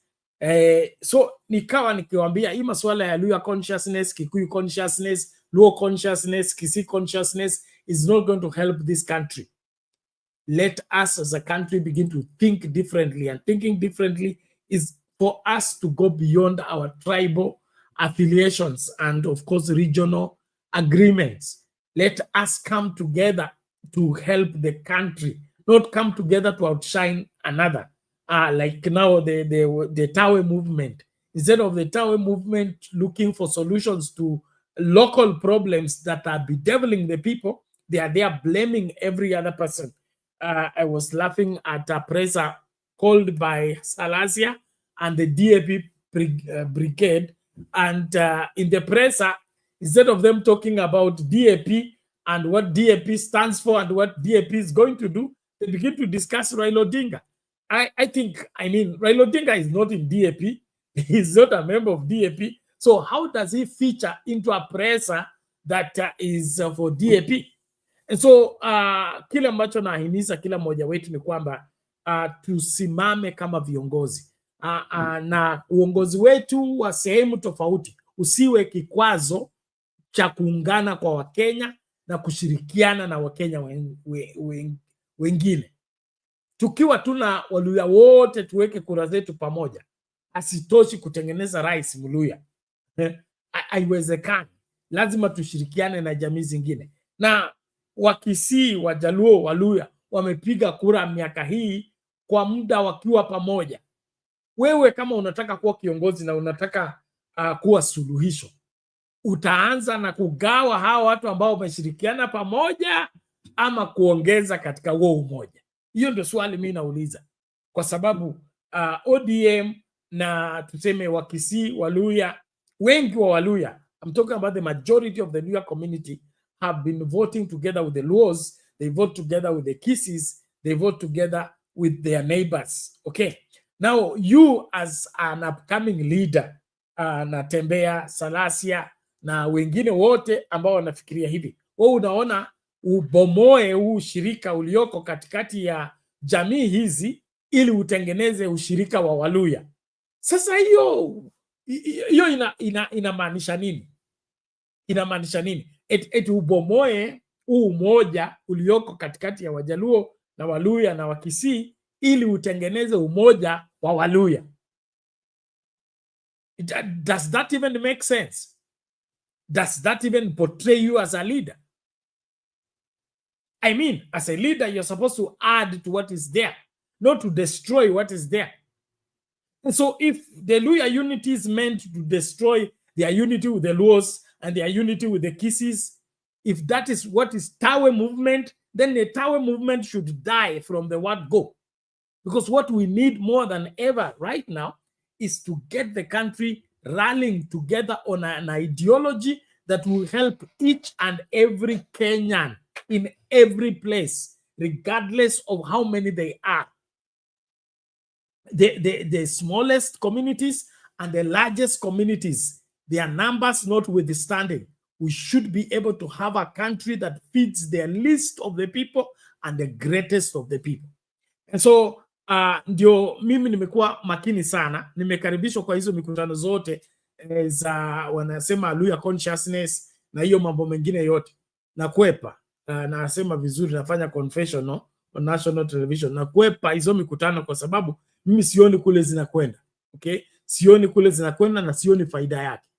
Kama sisi tutakwenda pamoja ili tubomoe, okay, kuna wale ambao wanashirikiana ati tukuje pamoja, tukikuwa pamoja tutashirikiana, na tunaposhirikiana tutakuwa tunaharibu huku tukitengeneza huku, tuharibu huku tukitengeneza huku, tuharibu huku tukitengeneza. You are a destroyer, you are not a leader. You are tearing down. Yesu akasema if they are not building with us, they are against us. If they are not gathering with us, they are scattering. And so you are either a scatterer or a gatherer. You are either a builder or a destroyer. Lakini huwezi kusema unaenda kuharibu uhusiano wa Luya na Wajaluo ili utengeneze umoja wa Waluya. Hiyo akili mbovu sijui mmetoana nayo wapi. Mwende kunishtaki kwao. I don't support that fallacy. So let us build on what is there and not tear what is there. Na utatuonyesha kile unataka kufanya, na utatuonyesha vile kimekufaidi. Tell us how your Luya unity is going to help the Luya society, and it can only work if the Luyas part ways with Luos. How is that even? God have mercy. Let us wake up from slumber and not be carried by so-called politicians into wrong direction. Na sisi tunapiga makofi tu. Let us wake up and ask right questions. The Luya unity is very simple, okay? Gavana wa Busia, gavana wa Kakamega, gavana wa Bungoma, wa Trans Nzoia, wa Vihiga, watano wakae pamoja. Wakubaliane. Hapa kuna shule ngapi? Wanafunzi wanakwenda shule ni wangapi? Tukiamua kununulia kila mmoja maziwa paketi moja, okay? Itaji pesa ngapi? Hii pesa tukinunua wholesale itapunguza bei. So badala ya Kakamega inunua kivyake, Busia inunue kivyake, Trans Nzoia inunue kivyake, Bungoma inunue kivyake, situweke hizi zote pamoja ili tukinunua tunanunua wholesale tena at subsidy kwa sababu tunanunua nyingi kwa pamoja. Industry gani inahitajika sehemu gani? Which county still has got land where we can put an industry, and that industry will serve all the 5 counties? And then where do we put it? That is what I expect from governors. Lakini governor kukutana tawe, tusishirikiane na Wabusia, to resist watu wa Bungoma, to resist watu wa Kakamega, na mnatuambia hata mnajenga Luya unity. Kwendeni huko. Now, naomba nisikasirike. Nashukuru Furaha kwa hapa. How are you today? I'm fine, Bernard. I'm okay. I see, let me start from what is already scrolling. Kalonzo demanding that Ruto resign. I saw that and I was like, he's the one who's declaring himself the opposition. I put it in quotes because there's no opposition, but he's declared himself in the absence of Raila to be the opposition, the one who's going to lead or champion the opposition front. And knowing Ruto even up to now, he is not somebody that you can demand to resign. Ruto cannot resign. Ruto has no shame, hana aibu, because what has happened in the mountain, anybody who is worth their salt, after day 1, day 2, when things began to go south, anyone who has some integral issue, mtu ambaye huwa anaona aibu, would just, you can call it a day and just say, if people are so hostile, it doesn't add value. But for him, he has completed amidst all the things that have happened, the chaos. Now he's happy. He's finished his tour.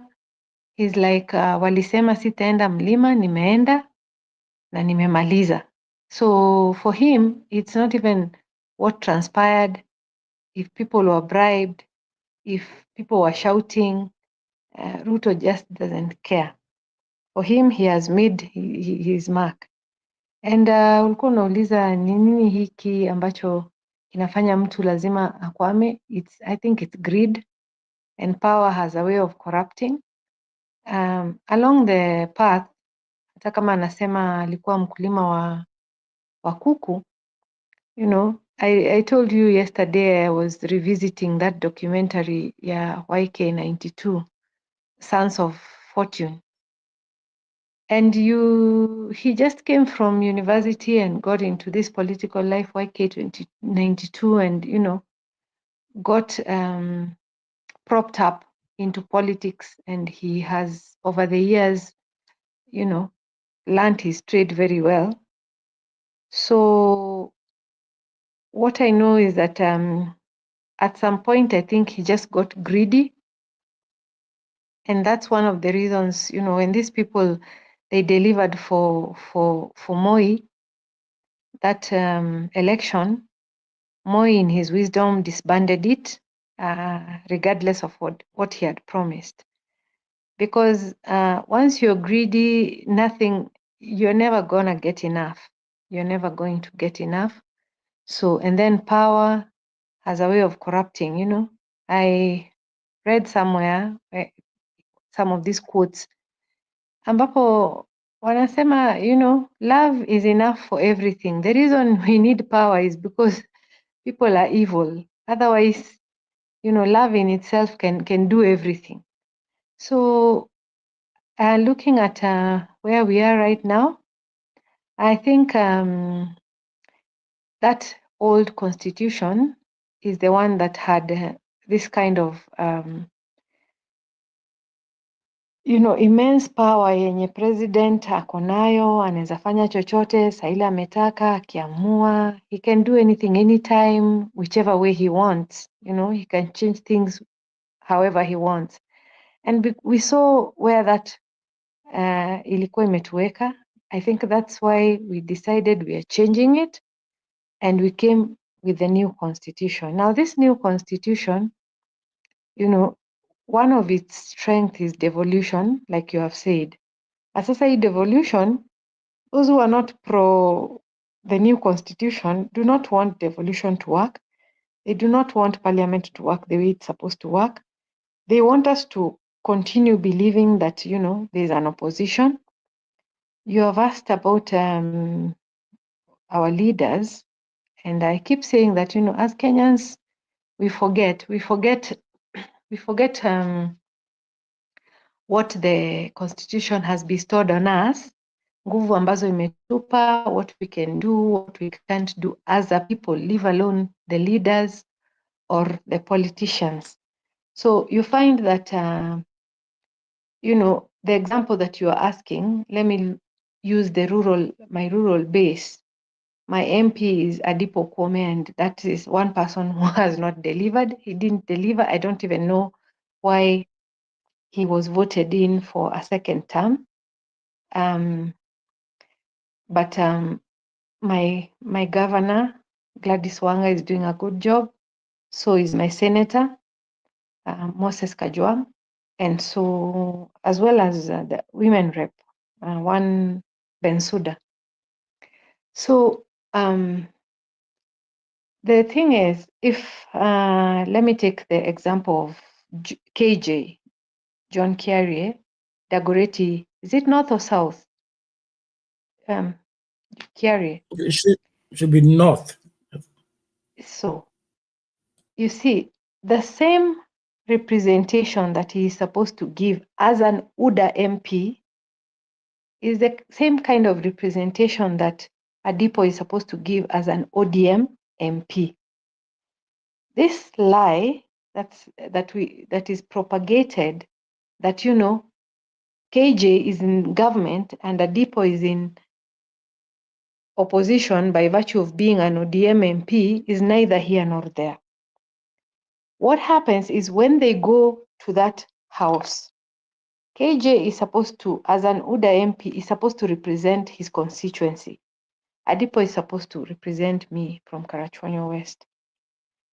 If the policy that is brought on in the House works for me, then both of them are supposed to support it. If it doesn't work for me, both of them are supposed to oppose it. But here's a case where we think, KJ should support everything that government brings into the House, whereas Adipo is supposed to oppose everything that comes into the House. So I think that is where we normally lose it sometimes, because we keep on propagating this narrative of opposition. That's not how it's supposed to work. These people are supposed to go there, make laws. They're supposed to represent me. Anything that works for me, they should support. Anything that doesn't work for me, they should oppose. Both of them, regardless of which side, because they're there for the purpose of the people that they represent. So for in terms of why people will go to lengths to retain the positions that they have, like how maybe probably Ruto will go out of his way to defend the seat that he has. Amesema, something that nimefurahia sana, that ataenda nyumbani. How true that is, because now here is somebody who you can't trust anything that he says. He just speaks. He just speaks. Anaenda tu anaongea, anasema 5 milioni 12 bilioni 3, sijui walimu 76,000. I'm like, hey, TSC, nikienda huko nikiangalia kwa TSC documentation, there's nothing like that. But amesimama na amesema, and he's a president and he's talking in public, and so as much as he says he's working, he's studying, he's working, anasoma, so atafanya mtihani. Akifanya mtihani akianguka ni sawa, tutampeleka nyumbani, na akipita ataendelea. How true that is for us to decide based on how much we can trust him. And then the other issue that has come, that is up for consideration is this narrative of trying to balkanize communities, and then, because these people are united, these people have their kingpin. Bernard, I am somebody who loves history. Even the Bible is history, and it's alive up to now. So I have tried to understand. I don't see anywhere where somebody sat, or a group of people sat and said, let's follow Raila, let's follow, he's the kingpin of the Luo people. It is something that emerged. I think it's just something that followed him based on what he has done and how he came into leadership and the course that he has followed.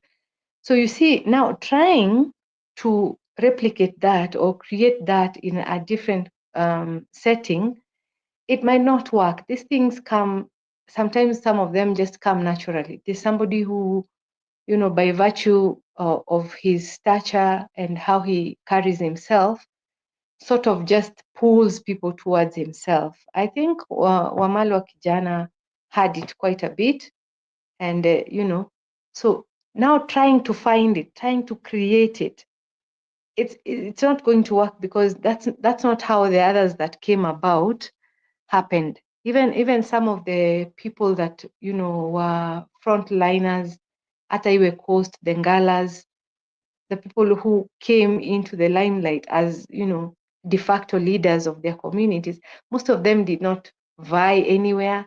Most of them did not ask to be put there. Community didn't sit down to say, huyu ndo sasa now, this is our kingpin. in the Luo community, I think they only choose the council of elders and the person who, the Luo elder. But in terms of politics, Raila, I think, just emerged. And so trying to replicate this in other communities will not work.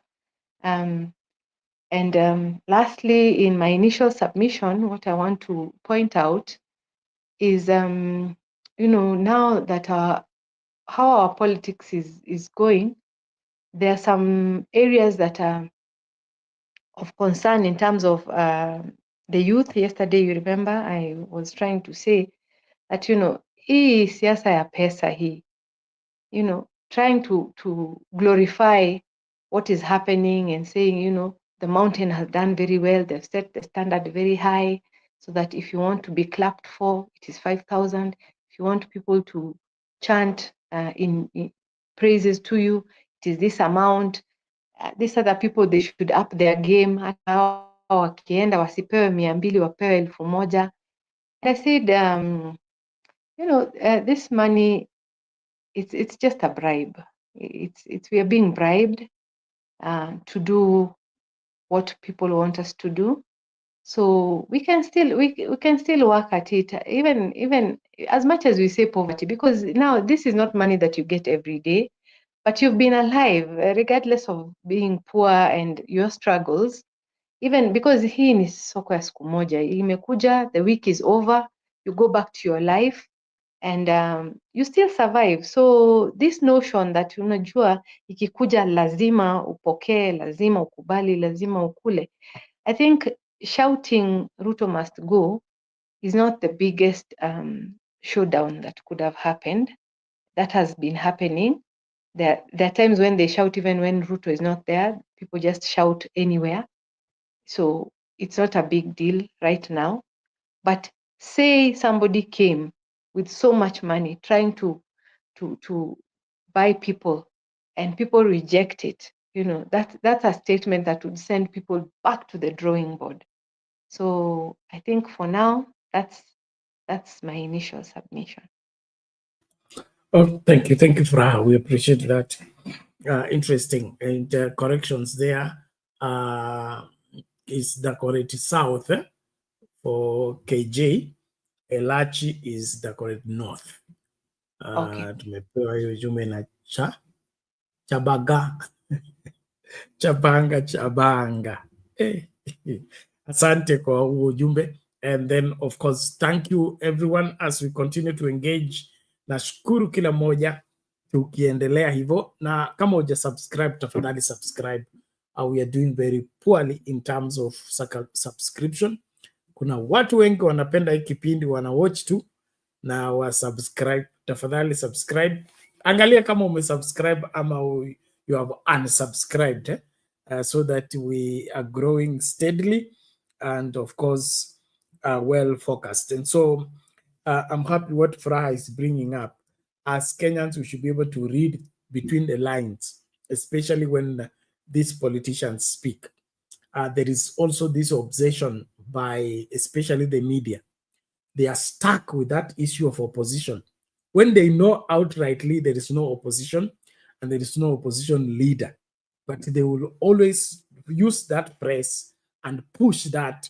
It is stuck in the minds of people and they are using it deliberately. Hawa sio watu ambao sio wasomi, sio eti hawajui. They are just using that because it's convenient and it's an easy lie to pass across. And this is very disturbing that we delight in deceiving each other. That doesn't, paint us as responsible people. When we were growing up, we improved our grammar by reading newspaper. We were encouraged by our teachers to be buying Taifa Leo, kujifunza Kiswahili. Kiswahili inaitwa nini? Mufti. Lakini sasa hivi ukinunua hiyo Taifa Leo haina Kiswahili tena. The grammar in the newspaper is not accurate. Nobody's putting in their effort to see to it that the expressions are right, the spellings are right, the punctuations are right, that you can learn from the same. So this irresponsible reporting and irresponsible expression of facts deliberately is not healthy. So starting with the mainstream media houses, let's get rid of all phrases that we are using that are unconstitutional and have been passed with time.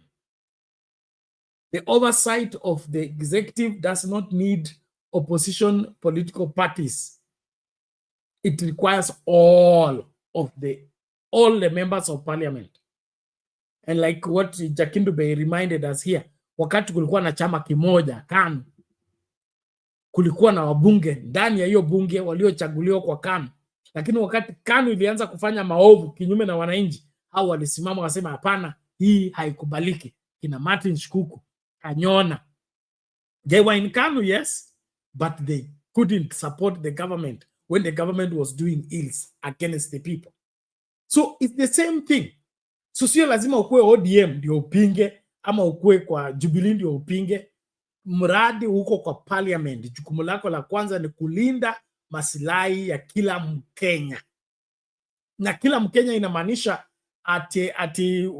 tuseme kwa mfano kuna vita wapi kati ya Wakisii na tuseme wa Masai. And then tunatarajia ati mbunge wa Kisii na mbunge wa Masai aongee. That is not how the constitution is supposed to work. Whoever cites that nini is supposed to prepare the paper, make sure he submits in parliament and raise that alarm. Awa anatoka Northeastern ama anatoka Coast, because wale wa Kenya wako kwa hiyo border ni wa Kenya kama Mkenya yeyote. Lakini maswala tunangoja wale wanatoka huko walete hiyo hoja. It's irresponsible and that doesn't show leadership. And so let us be able to hold these political leaders to account by ensuring that they do the right thing, other than following them into the era of them, deceiving us that there is opposition or there is siasa mbaya, maisha mbaya, there is rais amewaletea maendeleo. That is not constitutional. Rais haizi kuleta maendeleo. Na niliuliza mkutano, kuna siku moja nilikuwa kwa mkutano ambako Mudavadi alikuwa ndio mgeni wa heshima. So nikauliza, hii maswala mnasemanga mmetuletea maendeleo, mnayabebea wapi? Kwa briefcase ama kwa gunia? Because maendeleo kulingana na mimi ni kuendeleza watu, like educating. When a child has been educated, huyo mtoto ameendelezwa, na kwa kuendelezwa kwa huyo mtoto ataleta maendeleo ya nini? Ya environment yake. Anajua nyumba, ukikaa kwa nyumba chafu, okay, utapata magonjwa. So he begins to clean his environment because he has been enlightened. That is maendeleo. Lakini mmeletewa barabara inabebwa ama barabara inachimbwa? Mmeletewa stima. Hii stima inabebwa kwa Subaru. Wacha nisiharibu siasa ya watu. Mzee wangu, Reverend Lala, welcome. How are you today? Asante Bernard, asante. It's good to see Furaha and all of you in the background. Habari zenu. Pole sitakuwa sana nanyi. Today is my birthday, so I know people are supposed to get me out of here and take me to some to a birthday, whatever it is they have for me. Otherwise, I'm happy to be here. I'm just listening to the conversation, especially my sister Furaha, and let me come from the reverend side of things, and that is, I think it is in those of us read the Bible, the book of Romans. If you are a non-believer, the Bible has got books. There are 66 of them, and one of them is called the Romans. And Romans chapter 1, verse 24 to 28, talks about what God will do when we don't hear him or listen to him. Okay? In other words, there's a chance for us to listen, and the more we don't, we grow harder and harder and harder and harder, to the point where we don't hear. And if you're a theologian, there's a state called an apostate. That is a place we don't know, but it's supposed to be aware. Your conscience is so gone that now you're sinning against the Holy Spirit. You know, that place, because the grace of God is there for us to save us. But some of us go too far. And sometimes I wonder, when we don't listen to what God, what nature has for us, we exchange things, and so that truth become almost lies. And that can also happen to a nation. When you keep on lying and lying and lying, it is easier to bring us into that lie, the point where that lie is almost accepted, and we may focus on somebody else's lies, but the other person with very less lies. Because, you know, when people like the president, like Ruto, you know, keep on lying, what they are doing is they are not just damaging themselves, I mean, their own nature, but they are also selling it to us. The point where, you know, things that would shock anybody, because in my thinking, the kind of lies that we have in here, you can't put them in any history of Kenya and get away with it. We know Kenyatta had his own issues, but Moi had their own issues, but they didn't lie. It was just such a naked lie was never there. So in my mind, it's as if we are moving forward, one step forward, but we are getting back in a more darker space. So it's as if God is almost reading that text I read, as if almost God has taken some grace away from us. I'm making my own little theology, but all we know that the sanity we have, the rationale we have, the protection we have, the space we have, is a gift from God.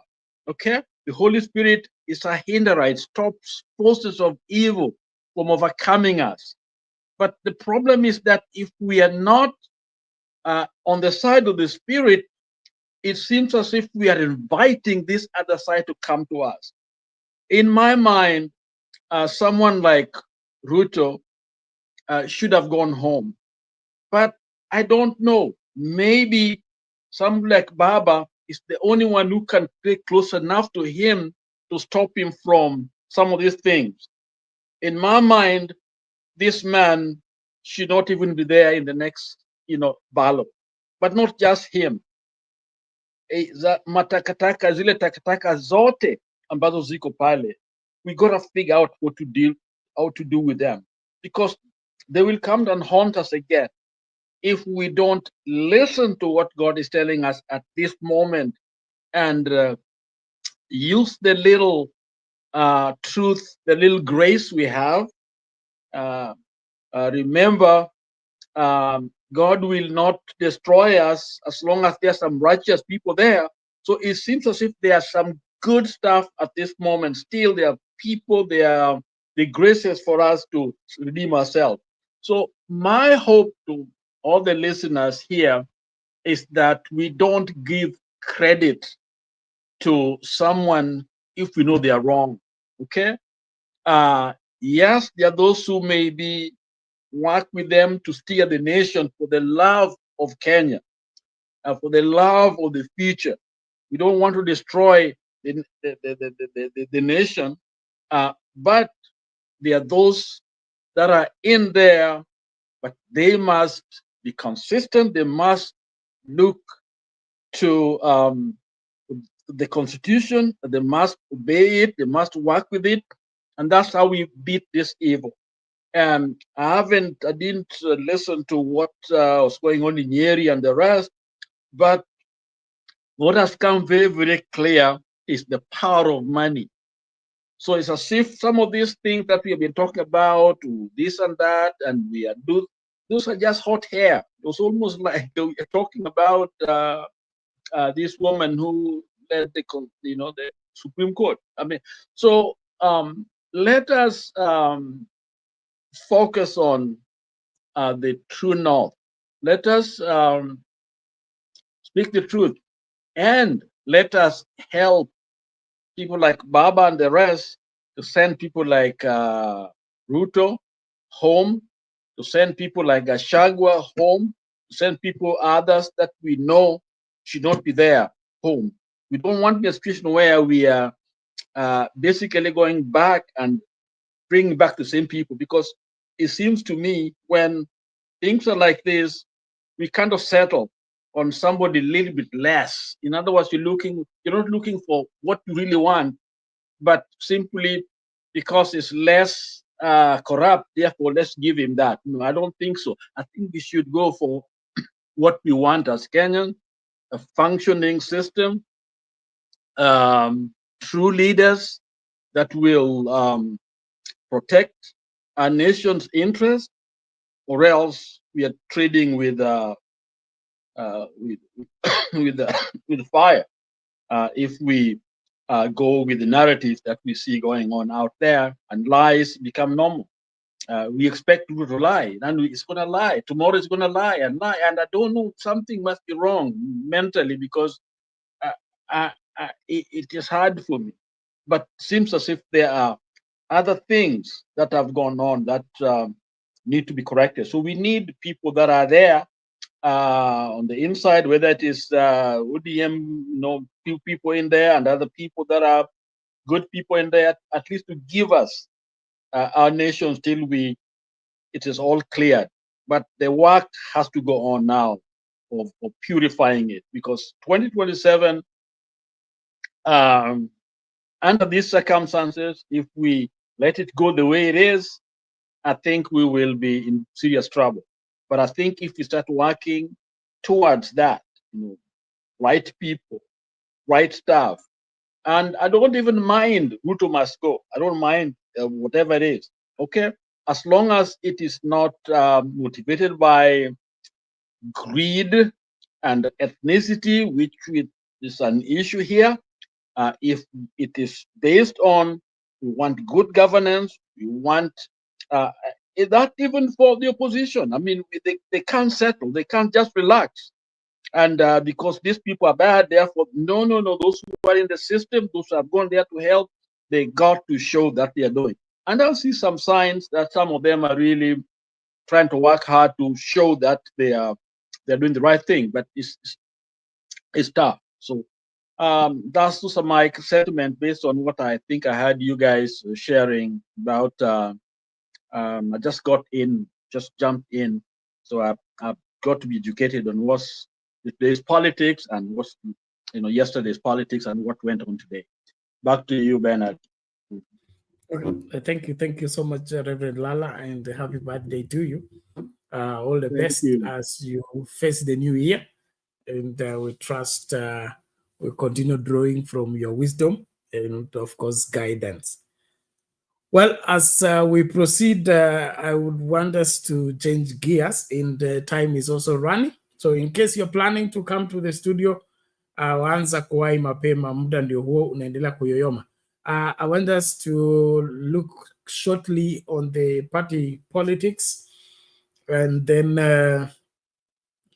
yes, the party politics, of course, the one and only serious political party in the country, ODM. They are having their polls and grassroots polls. Inasemekana some delegates are complaining their names are missing. So let's hear this and then weigh on the same. To politics now, and failure by ODM to address grievances of its members in Homa Bay ahead of the resumption of party grassroots elections on Monday is likely to affect the success of the exercise. Party members in the county, including elected leaders, claim their names have been omitted from the list of delegates who should take part in the poll. This is despite participating in the first phase of the election on November 17th last year and being identified as delegates.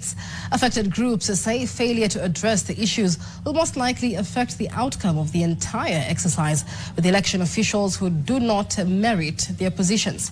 In Dhiwa constituency, Area Member of Parliament Martin Owino says he is among people, whose names are missing from the list of polling station delegates despite being elected last year. We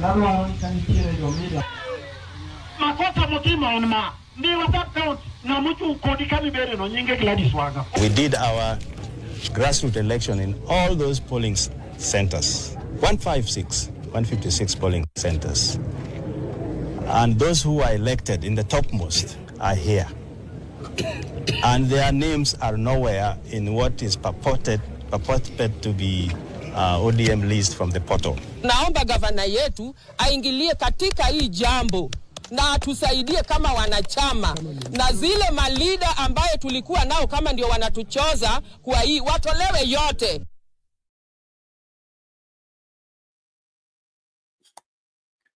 Okay, there you have it, the control of ODM and of course their polls. Now, I would love us to weigh on the same in terms of our party politics. Are they enhancing our democracy or derailing the same? Maybe we should, let's hear Lala since he says he's on his way out. Bernard, I'm a little confused. One thing I must say is that I think the government, the money, the fund for the parties should be used to correct some of these problems, because I don't think they have a lot of funds, and the IEB is not there to help them with such matters. And those are very serious, because in the past, that has been the biggest issue. And the time has been there, so I don't know who is responsible for this election stuff. For members to miss when actually this is something that has been going on, exercise that has been going on for a long time, building that the data and the names and all that. There has to be a better explanation, for this. So I think it's most likely poor or lack of training on the part of the people there, maybe funding,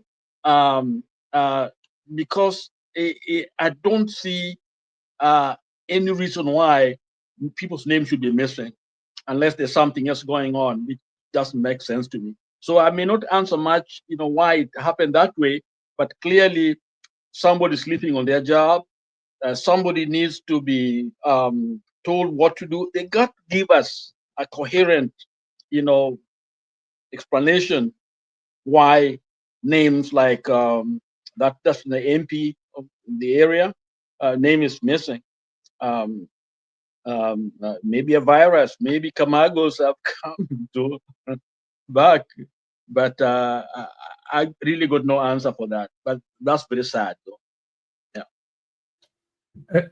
Exactly. Thank you, Reverend Lala. And on the issue of money meant for parties, there was a time when there was a complaint that the Kenya Kwanza administration is failing to make sure that all the money that is meant for political parties as per their strength in parliament is being withheld. I think there was a time or Sifuna was talking of ODM was supposed to receive, was it some certain millions, was it around 300, and they were only given 90, something like that. So the government is owing political parties what is supposed to be given to them as the allocation based on their strength. And then the database, ODM, is general in the sense that every ODM member should be gotten through their register just by keying in your ID number. So the issue that some names are missing, that should be either an inside job or a deliberate corrupting of the system to kind of affect the outcome of elections. And one thing that happens with especially ODM elections, is that they have a lot of external interested parties, of course, with Ruto in there. So he would want specific people in specific places in preparation for rigging or getting pro-Ruto or friendly people in the leadership of ODM. Like you remember the Namwamba situation during the ODM Reloaded, ODM Fresh. And the plans were Namwamba becomes Secretary General, then he crosses over with ODM to the Ruto side.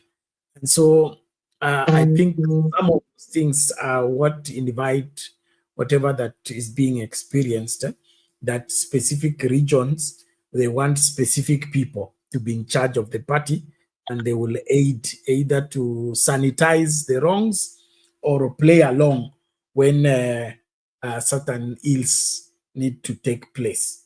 But now Wanga is the chairman. Her being the chairperson, we shouldn't be having these problems in her backyard.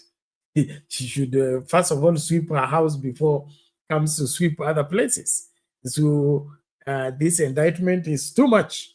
She should come up clear and let us know what's going on, especially her being the chairperson and situations like this arising right from her own county. Thank you. Unless you have a follow-up something, Reverend Lal, let's hear from Praha. Okay, let's hear from Praha, yes. Mm-hmm.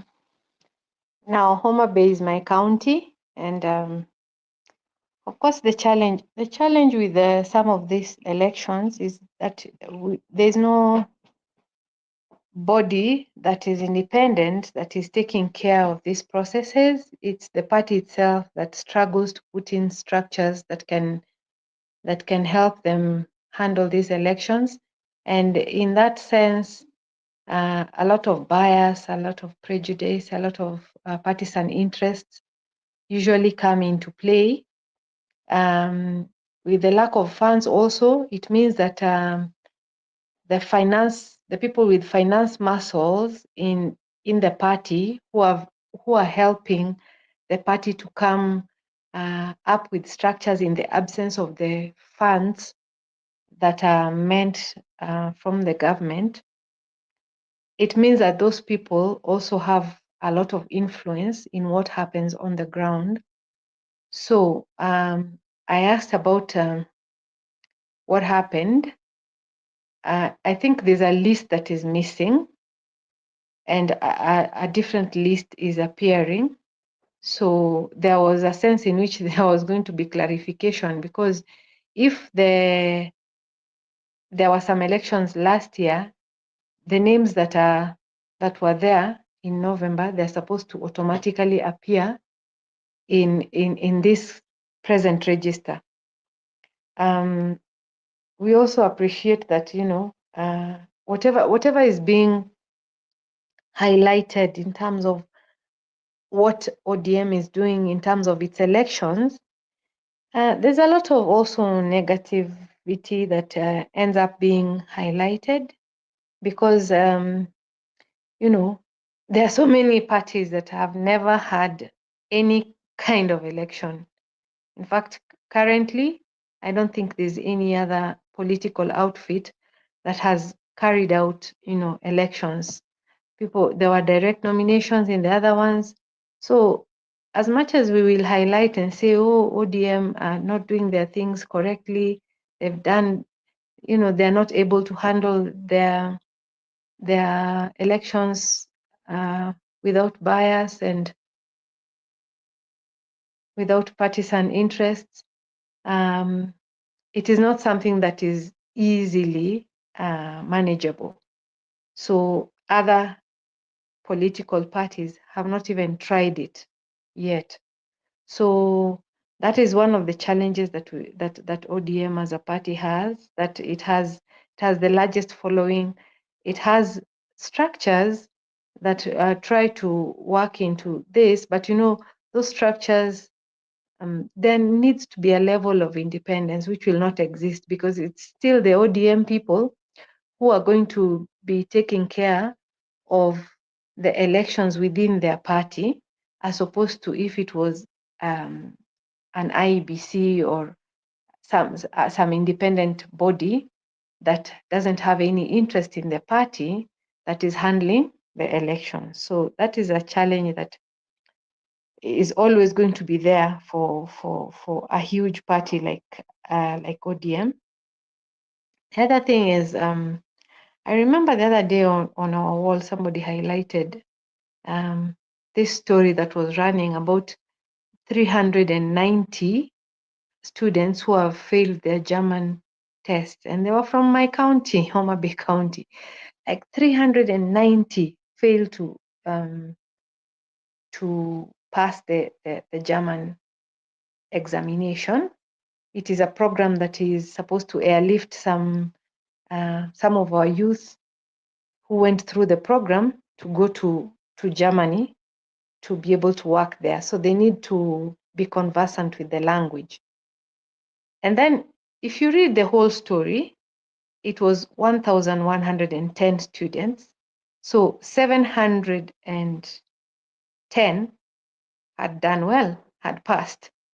But you see now, when your headline is 390 fail to make it in the German examination, if somebody runs away with that, you don't get the full story. The larger number has done well. These are the few who didn't make the cut for one reason or the other. So in an exercise that is going to run throughout 47 counties, I'm sure we have to prepare for a lot of the negativity that will come, because I'm yet to look at that story and see what else transpired, because you will find that whatever has been chosen, it is the one, it could be the one or the few negative aspects that happened through that process. And there are a lot of other good things that have happened that will not be highlighted. But it's the nature of news that, if a dog bites a man, then that's news. But, if a man bites a dog, then that's news. But if a dog bites a man, that's normal, that's ordinary. So it doesn't really make news. So I'm yet to find out exactly the details of what the challenges are, but we are expecting that, since Gladys Wanga, that's her county, she's also the leader right now. We hope that some of the things like the men in black will never be repeated in terms of the party elections, so that we continue to grow and there is credibility on the people who are being elected. So, because in the past, ODM has been that, once you get that ticket, your chances of being elected are so high, it's considered that you've already won. And I believe that is waning a little. Now, people are trying to look at the caliber or the quality of the people you're bringing, regardless of whether they forged their way or cut corners in order to get the ticket, because that has happened before, that there's some people who have cut corners, gotten the ticket, and they are not the most qualified. So I think the electorate is waking up, and some of these things will work in the best interest.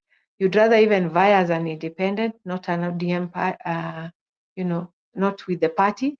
But if you're a good person, I think we've come through the ages, and now people are beginning to choose. You can even win and as an independent. So all the best to the party primaries of the ODM. The hitches will be there, but maybe again, as you highlight the hitches, it's also good to highlight the successes. But maybe the people themselves will blow their own trumpet, because I don't think somebody's going to stand there and sing, and praise ODM for having done a good job. Bernard. Okay, thank you, Fraha. Interesting indeed. But I think ODM is up to the task. I don't think there's anything overwhelming. It has withstood a lot of storms in the past, which is sailed through successfully. I don't think there's any other political party that has held grassroots elections so far. TNA came, reigned, and left without grassroots elections. So did Jubilee, so did PNU, and things like that. So ODM is up to the task, and I'm sure they will not disappoint. On the other hand, there is also this tricky of either the current member of parliament or the governors wanting to be the leaders of the political party. That thing seems to be counterproductive, in the sense that the really owners of the party don't get a place and be able to run the party simply because there is that sense of entitlement. Like the chairman of ODM in Kakamega is the governor. Okay, then it appears like every other place that that particular seat should be reserved for either the governor or the member of parliament. And so the really owners of the party, who are the ordinary wananchi, may have a capable person that can really do mobilization, can really chart the way forward, and is not busy like the governor, is not busy like a member of parliament, and will be able to do good with the party. But because of this Mheshimiwa syndrome, they are denied that opportunity to vie and be elected and be able to lead the party without necessarily having now a duplicate of responsibilities. Because you are the chairman of ODM, you are the governor of the county, and there are responsibilities for the party, there are responsibilities for you as an executive leader of the county. And I think that eventually affects the function of the party. Like, for example, some of the seats that we lost in the coast, talking about Kwale and that particular section, probably was because of that aspect of the governor should be the chairman of the party. And in the process, when Joho and I think the local leadership of Kwale did not flow together, so it affected the performance of the party then. And so I think that's one area that needs to be looked into. Must I be a member of parliament to be the chairman of ODM in sections? Like Nairobi, Aladwa is the chairman. And we have parallel people leading the party without necessarily being the MPs and the governors. If Lala, you're still there.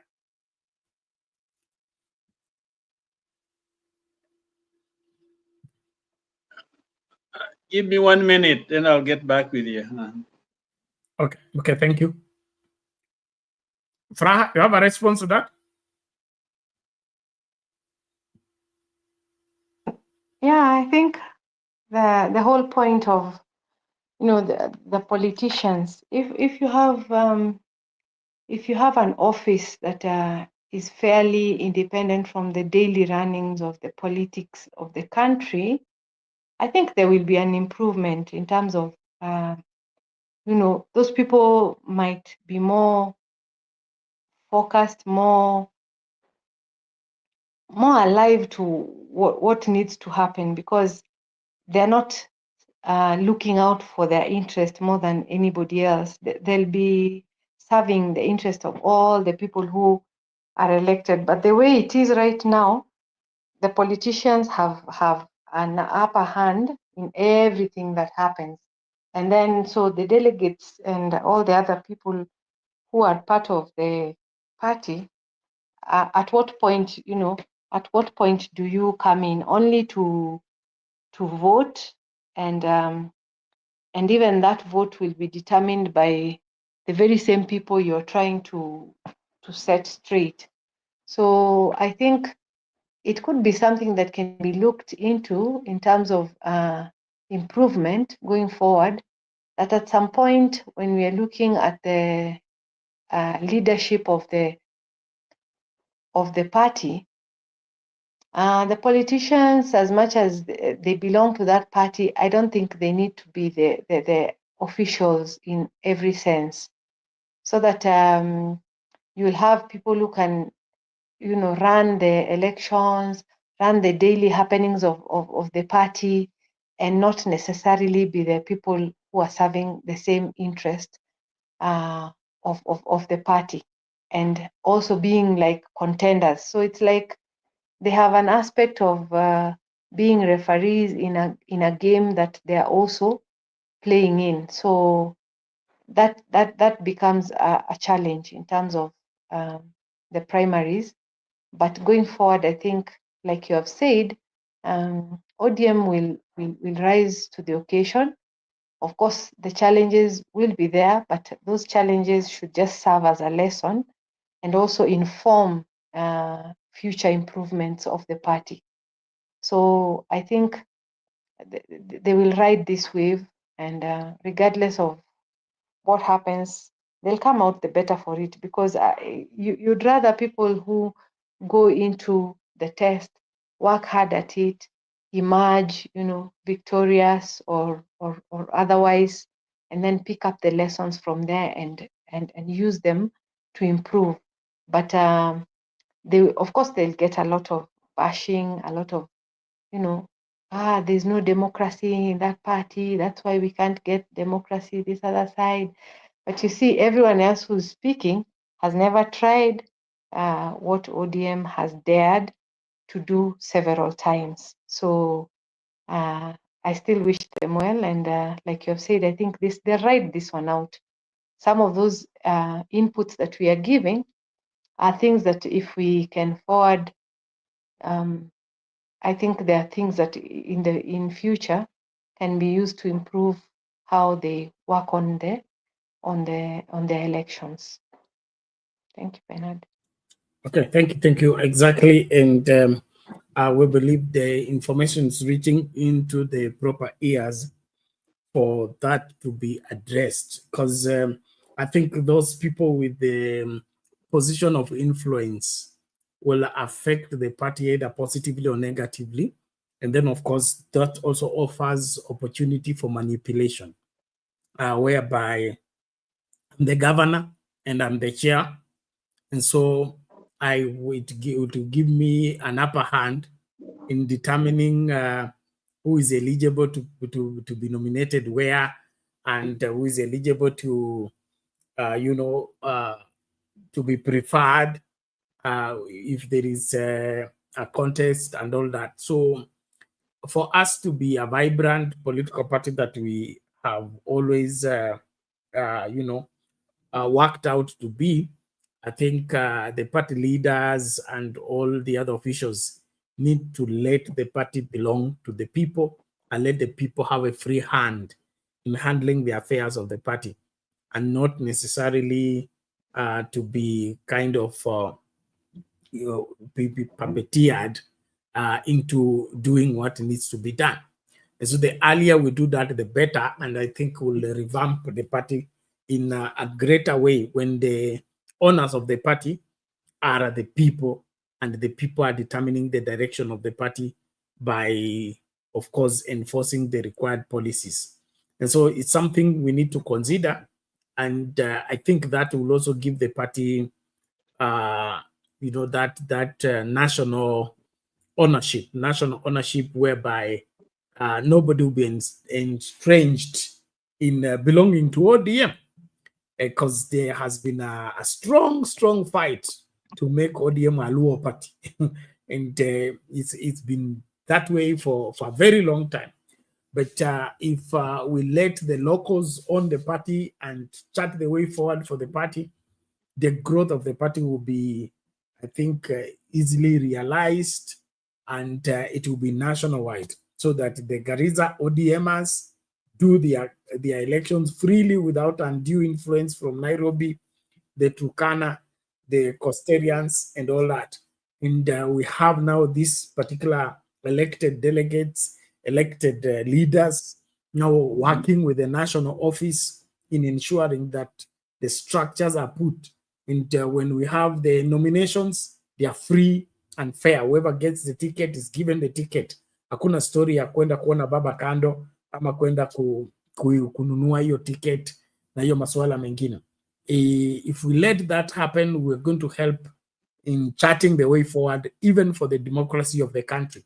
But if we can't let it work at the party level, and then it's as good as gone, because we can't beat out of our country what is wrong in us. Reverend Lala, your minute is here. I just wanted to emphasize what Sister Furaha stated. But let me say this, that if you go to conferences, the first days tend to be chaotic, even though it's been planned for a long time. So I don't see a big thing in this. A computer may have issues, documentation may be here and there, somebody wasn't well trained or something happened. So I think we should not put focus on that, because looking at the whole thing, I don't think it's whose interest is serving at this stage where we are. So I think it's something that's going to be corrected very quickly, and the election can whatever it is they're doing can go on smoothly. And those who are causing a problem, I think can be able to find out. Again, when we talk about Wanga, who is the governor, that is an office a lot, so blaming at this point, I don't think it is. It's okay, we can talk about it, but there's not much to blame, her on, till perhaps later on you discover that there was monkey business going behind the door, behind the back. So in my thinking is, she's like responsible, yes, but not day-to-day running of things.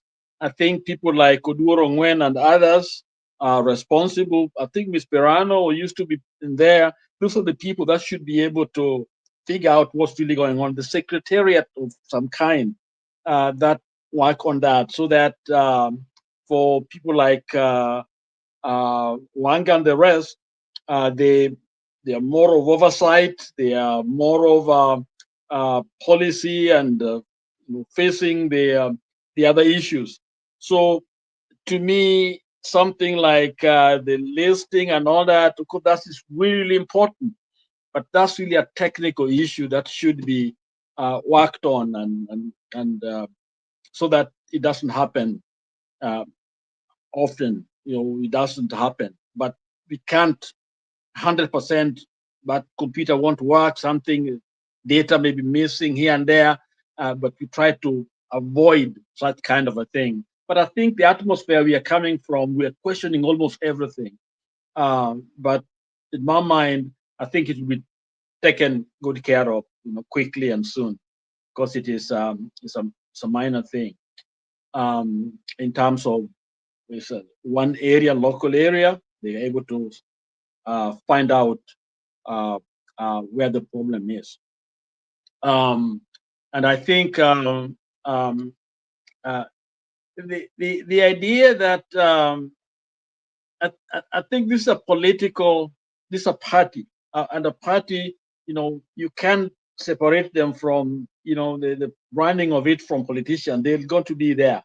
But I think there has to be a clear demarcation between the secretariat or the guys who are really technical people, so that they are doing their job well with minus any interruption. Let me give an example of the U.S. The U.S., when it comes to registration and things like that, they are handled actually primarily through the Secretary of State, who can be Democrat or Republican, because the data are very clear. If you are a member of this party, you're a member of that party, there's nothing they can do about it. You registered, your name is there, your list is there. You can Google, they send you mail. So in that way, the corruption in that part is almost non-existent. And I think these are things that we can do with the technology that we have. That's why let me say this. I'm not into Joy's politics as much as she was, but I think she answered questions when she was in that panel that I think were important to people. So I think she did very, very well. Joy Mudivu.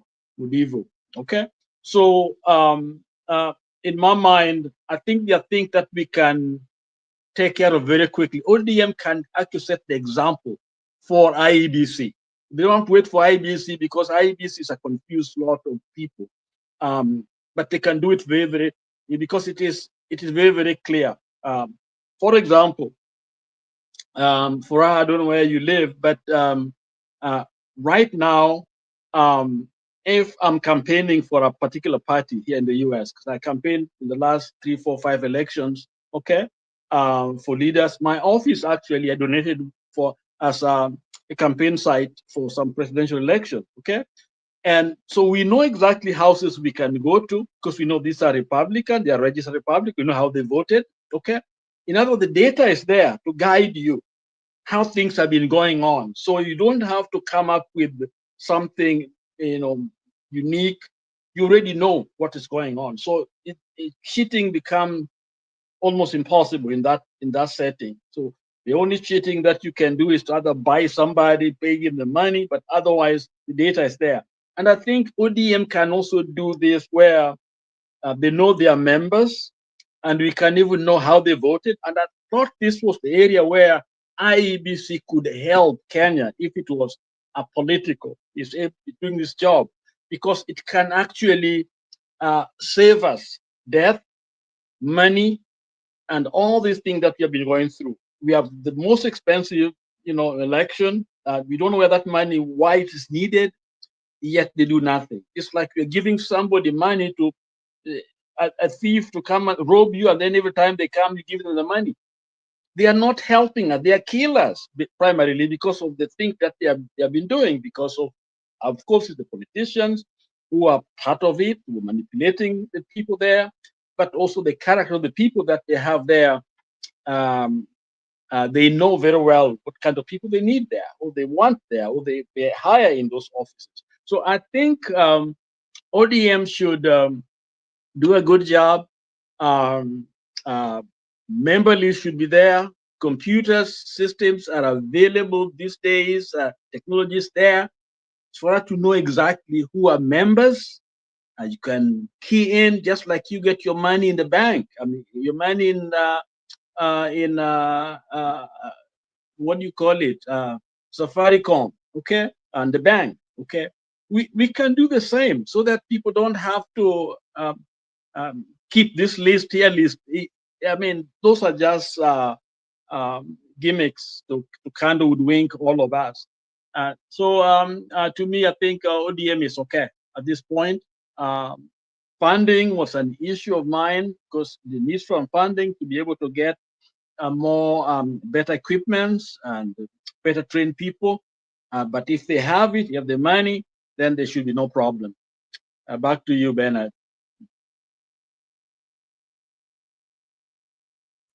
Oh, thank you, Reverend Lala. We appreciate that, and I think we are now wrapping up. 8 minutes after 2 a.m. East African time. We really want to appreciate everybody for making the show a success, and of course, your input makes all the difference in all the world. let's remain vigilant. Let's do what we must do to save our country. There is no substitute for right leadership, and there is no cure for bad leadership until we get right leaders in rightful places. And so let's raise these questions in good time and get things done. Lala, you talked.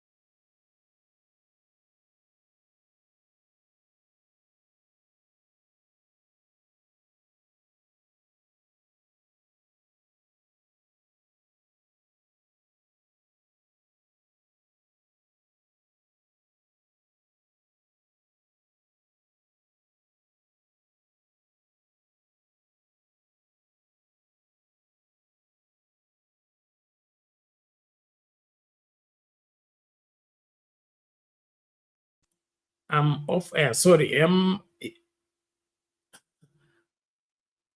Sil2 TV. Asante sana. It appears somebody's manipulating my microphone without my knowledge.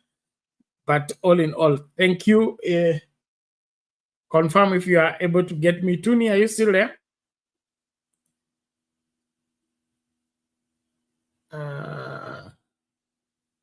Okay. Somebody confirm if you are able to get me now. I say no sound, no sound. God have mercy. Well,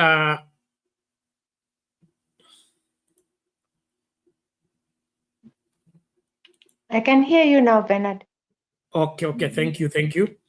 And we are on that 11th hour.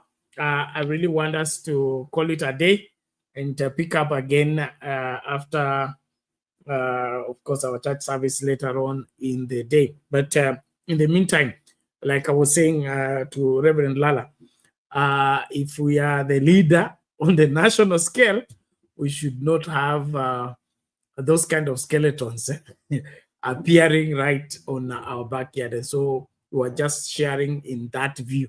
If you are the national chair and your immediate polling station is where they are talking of names not being seen, those things will be cleared so that those elections in that place are above board. Then tukienda Kwale, we can demand those standards. Tukikuja Nairobi, those standards everywhere. That one is the reason. Thank you. Definitely. So let's do our closing remarks as we call it a day, and then of course we'll link up again. Like I said, I'll be here all weekend. Back Wednesday, I pray for God's strength to ensure that we pick up with our show and sustain it the way it should be. Thank you. Let's have Farah first, your closing remark, and then Lala will close as he prays for us and our country. All right. In bringing it to a close, I still think our rallying call is, this is a platform that is helping a lot of people. There are some people who, even when you don't see eye to eye and you disagree in terms of principle, it should be that when we sit down or when we go back, we can reflect and see what it is that we have achieved as a forum or as a platform.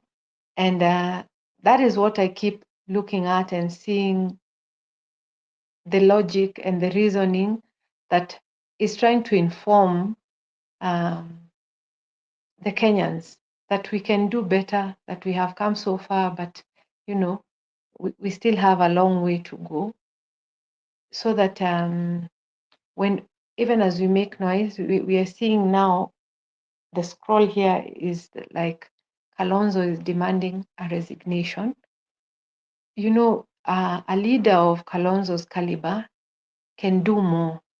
The other day, I saw them, now that Lala brought the aspect of Joy Mudivo and the shortlisted candidates for IEBC, I don't think it is possible to get somebody who has no prior connection, with the people who are in the political circles. Most people, the kind of person we are looking for in terms of IEBC, it cannot be somebody who has not interacted with anybody who is somebody in this country. That's not possible.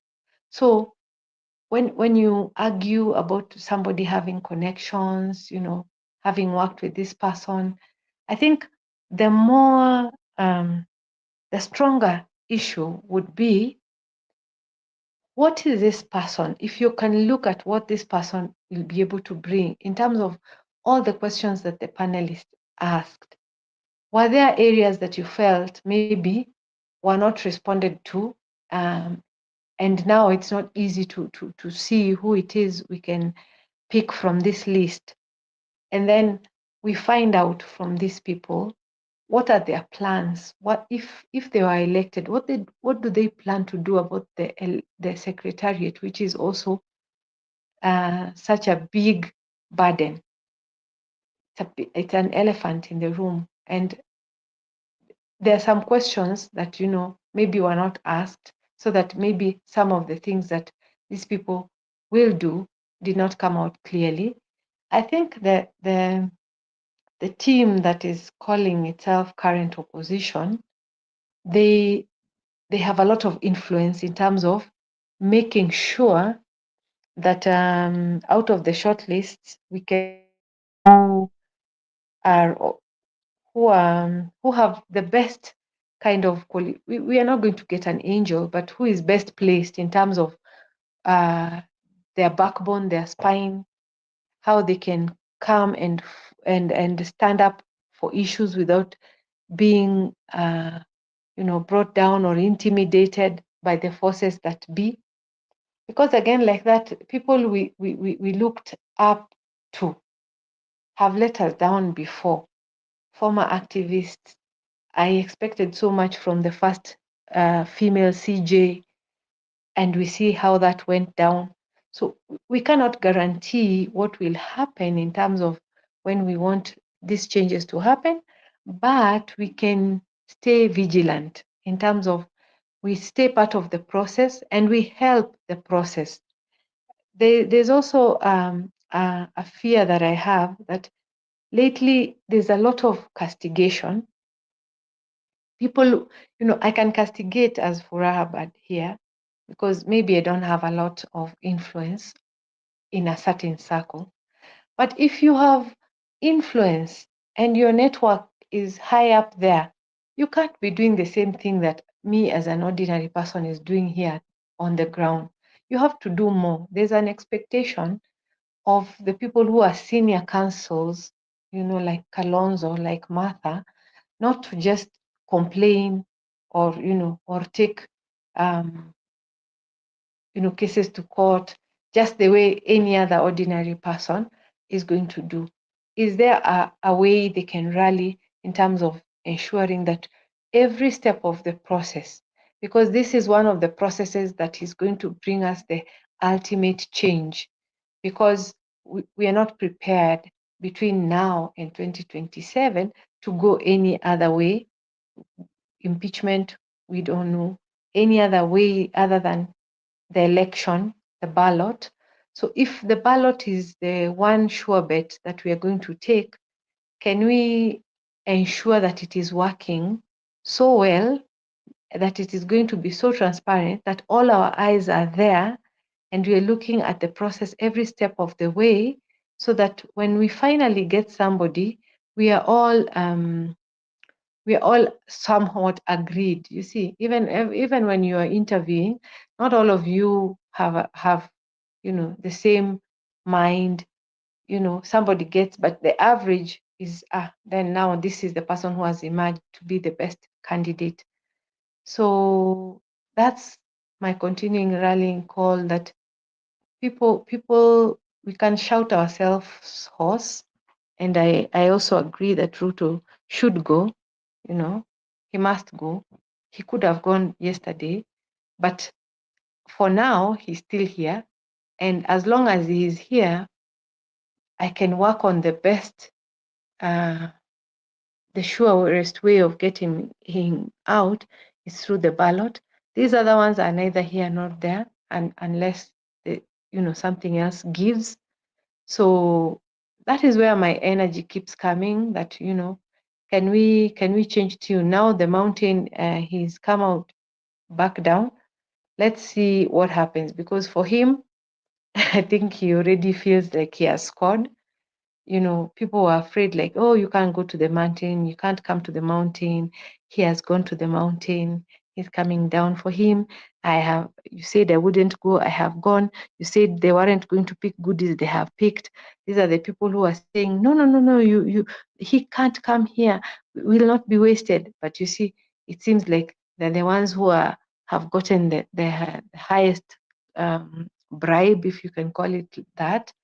So it leaves us in a very precarious situation as Kenyans, because the people who pride themselves in making being the people who determine who becomes president in this country, if it is all slippery, it's neither here nor there. A governor is here with the president saying one thing, and you go to the media and he says, I was just pleasing the people, I was just lying because, the president has come. I have to say the right things in front of him. And then you're here, standing here, a leader, a governor, and you're saying, I was just saying it I was playing to the gallery. Honestly, I think we really need a better leadership. And also as Kenyans, we might not be able to demand a quality that we ourselves do not have. So I think some of these things also speaks a lot. That is why, that question of what happens when you go there. I don't think people change. People just pretend. And so when they go there, their true colors show. So we have to see if we can put new lenses in trying to determine who is this, who is truly, truly of good character. Ndo tukimpeleka pale, character yake will be sustained, it will come out, and it will be the same character that we saw on the campaign trail. I think that is the bigger job that we have right now, to try and make sure that, because good people exist, it's not like they don't exist, but it seems like we keep on electing these people and we are saying, how did they change? They didn't change. They were just who they were, and we just maybe refused to see it, or we elected them hoping, against hope, that whatever we know about them will not come out once we have elected them. So I think that is the bigger task that we have right now, Bernard and Lala. I end it there today. All right, thank you, Farah. That's a good one, and let's keep ventilating and working towards that. I say that we will not be fast until we are the best, and if there is anything that we have left behind in determining leadership in this country, is quality. We buy into everything else except the quality, and the quality is what carries everything. And so we must revert back to that, being the best before we are fast. First being the best, and then we can be fast. And so what we see in our politicians is a reflection of our kind of society that we have. And to repair that society, we must roll our sleeves and work towards that we will have quality people people with integrity, people that are truthful and able to stand by the truth, not playing in the gallery for the sake of political wherever expedience at the expense of the fabric of the society. Because if we justify lying, we justify, flattering, and when we are old, we are supposed to be grandfathers. We're supposed to be giving direction to our grandchildren, yet we are the ones misleading them by justifying the lies and all manner of exaggerations. That doesn't look good. Thank you for that, Fraha. Lala, you can now take it, give your brief closing remarks. Tuombee tutoke hapa, ni karibu saa 8:30. Asante Bernard, asante Furaha.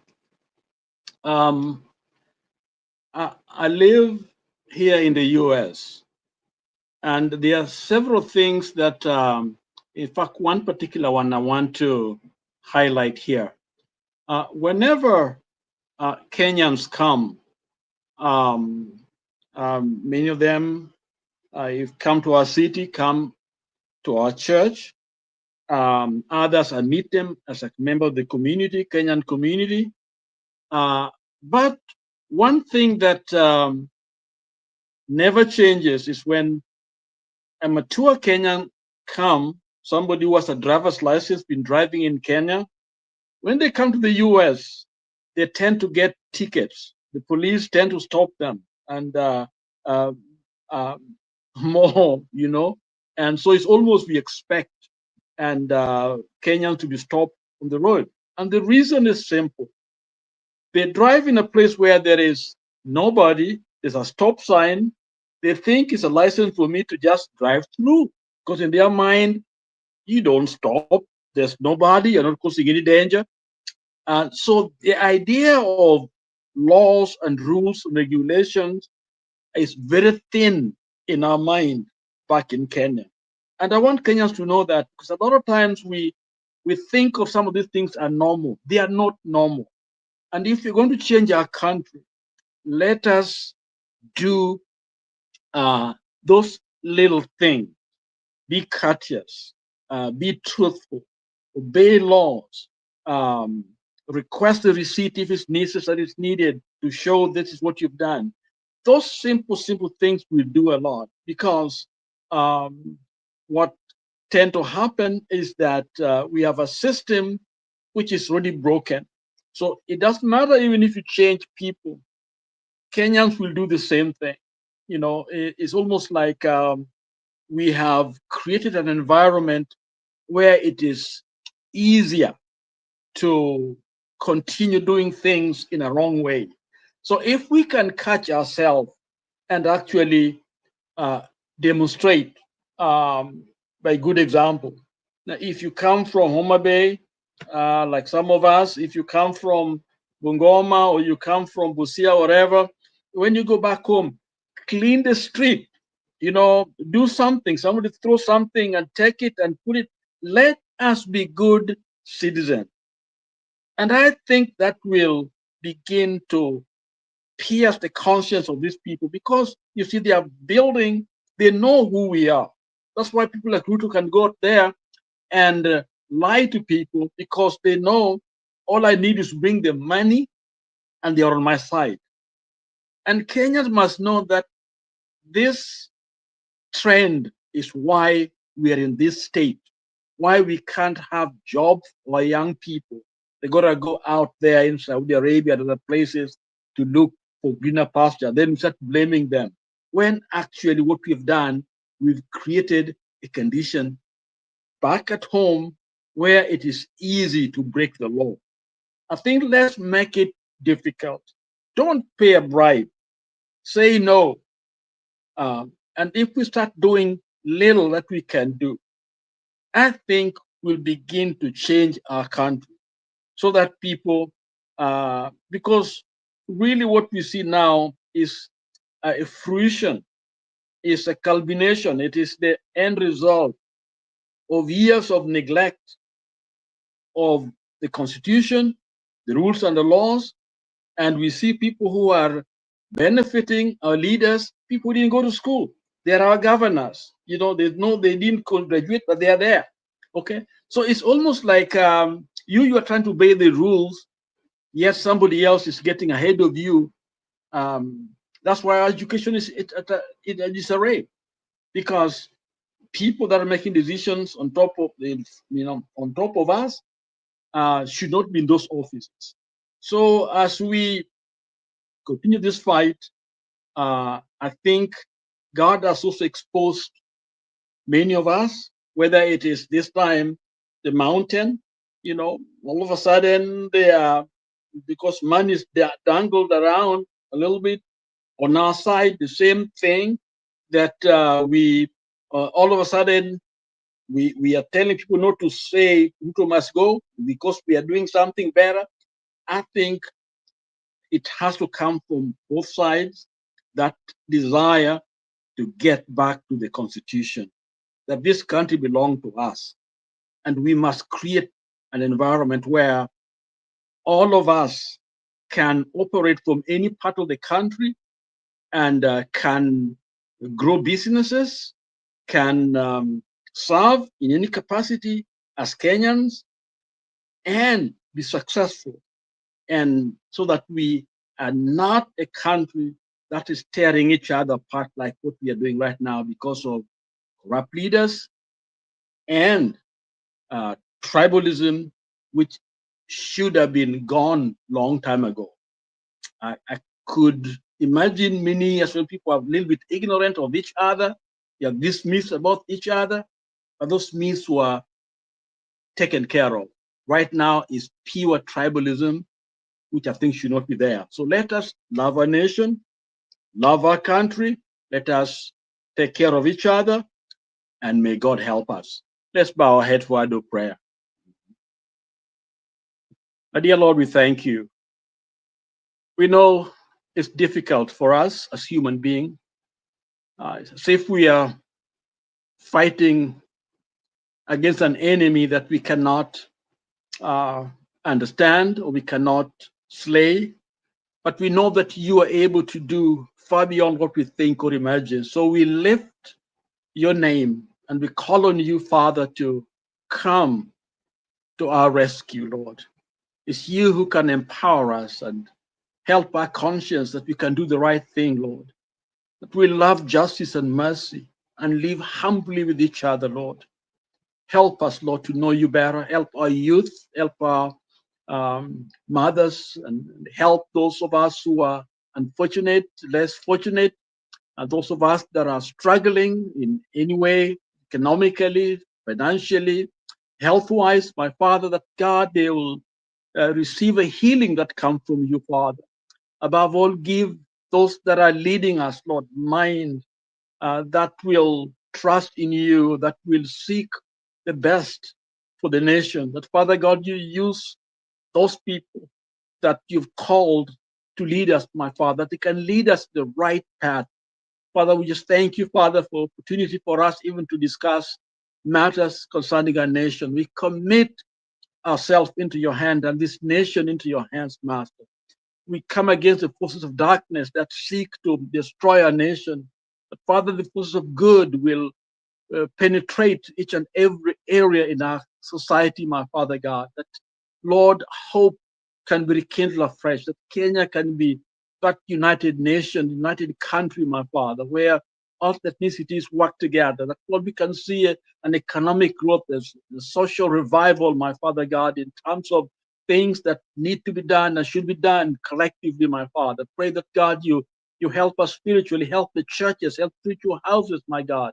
And those people that are the good of the nation, my God. All groups, my Father, may Christ be exalted and be made known because he is the master of all. We honor you and thank you in Jesus' name. Amen. Amen. Amen. Amen. Thank you, Reverend Lala. We appreciate that. Ladies and gentlemen, we are calling it a day. We meet again in the next show. But before that, I want to remind us we are still paying our bills. Please, let's endeavor to make our contribution. Thank you, those who have sent in your contribution. Remember, we have double bill. One is for Sound Candy Talk, as well as support for Frank and our show. So tujitahidi katika hayo. And then Thank of course, you all for your birthday wishes. I see them coming. Thank you very much. Thank you. Sound Talk, Candy Sound Talk. Asante sana. So naomba tumakinike. Mato Makandeti say, why do we have to wait for Kalonzo to say Ruto should resign? Why all Kenyans have been saying Ruto must go? Kwani Kenyans are crazy or mad to speak in whispers? I would say no comment. Thank you.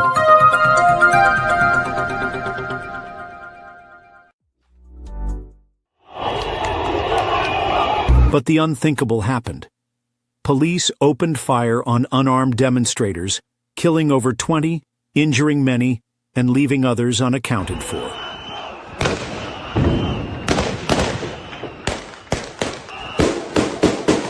Frank was among the victims. Hit by 6 bullets, yet by God's grace, he survived.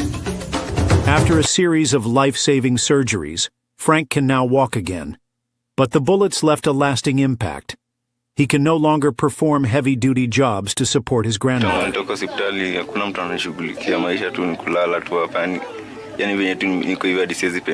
In their iron sheet home, deep in the slum, is inaccessible by vehicles. In case of a medical emergency, help is far out of reach. To make matters worse, the slum is plagued by insecurity, with daily cases of muggings and robberies. Despite all these challenges, Frank dreams of finishing his education, learning a trade, and building a better life for his grandmother, the woman who has stood by him through every storm. This is where we need your help. In the short term, we aim to move Frank and his grandmother to a safer home where they can access medical care and live without constant fear. Long term, we want to support Frank in completing his education, learning a profitable skill, and starting a small business. I've faced so much, but I'm still standing. I want to work hard, take care of my grandmother, and make her proud. I just need a chance. You can be the change in Frank's life. Every contribution, big or small, will go a long way in helping this brave young man and his grandmother rebuild their lives. Let's come together and help Frank fulfill his God-given destiny. God bless you. Send your donations to Sound Candid Talk, support Frank Okoth account. The link is in the description below. Together, we can make a difference. Don't forget to subscribe, like, share this video widely, and stay tuned for more inspiring stories on Sound Candid Talk.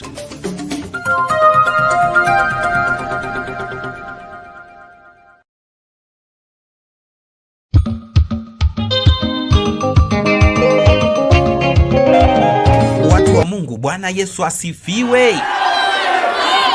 Kipindi cha mahubiri kimerudi tena kwa kishindo kwenye Sound Candid Talk. Tunakufundisha, kukuelimisha na kukutia moyo kwenye Daily Bite. Mafundisho kamili ya Biblia kila siku kwenye runinga uipendayo ya Sound Candid Talk.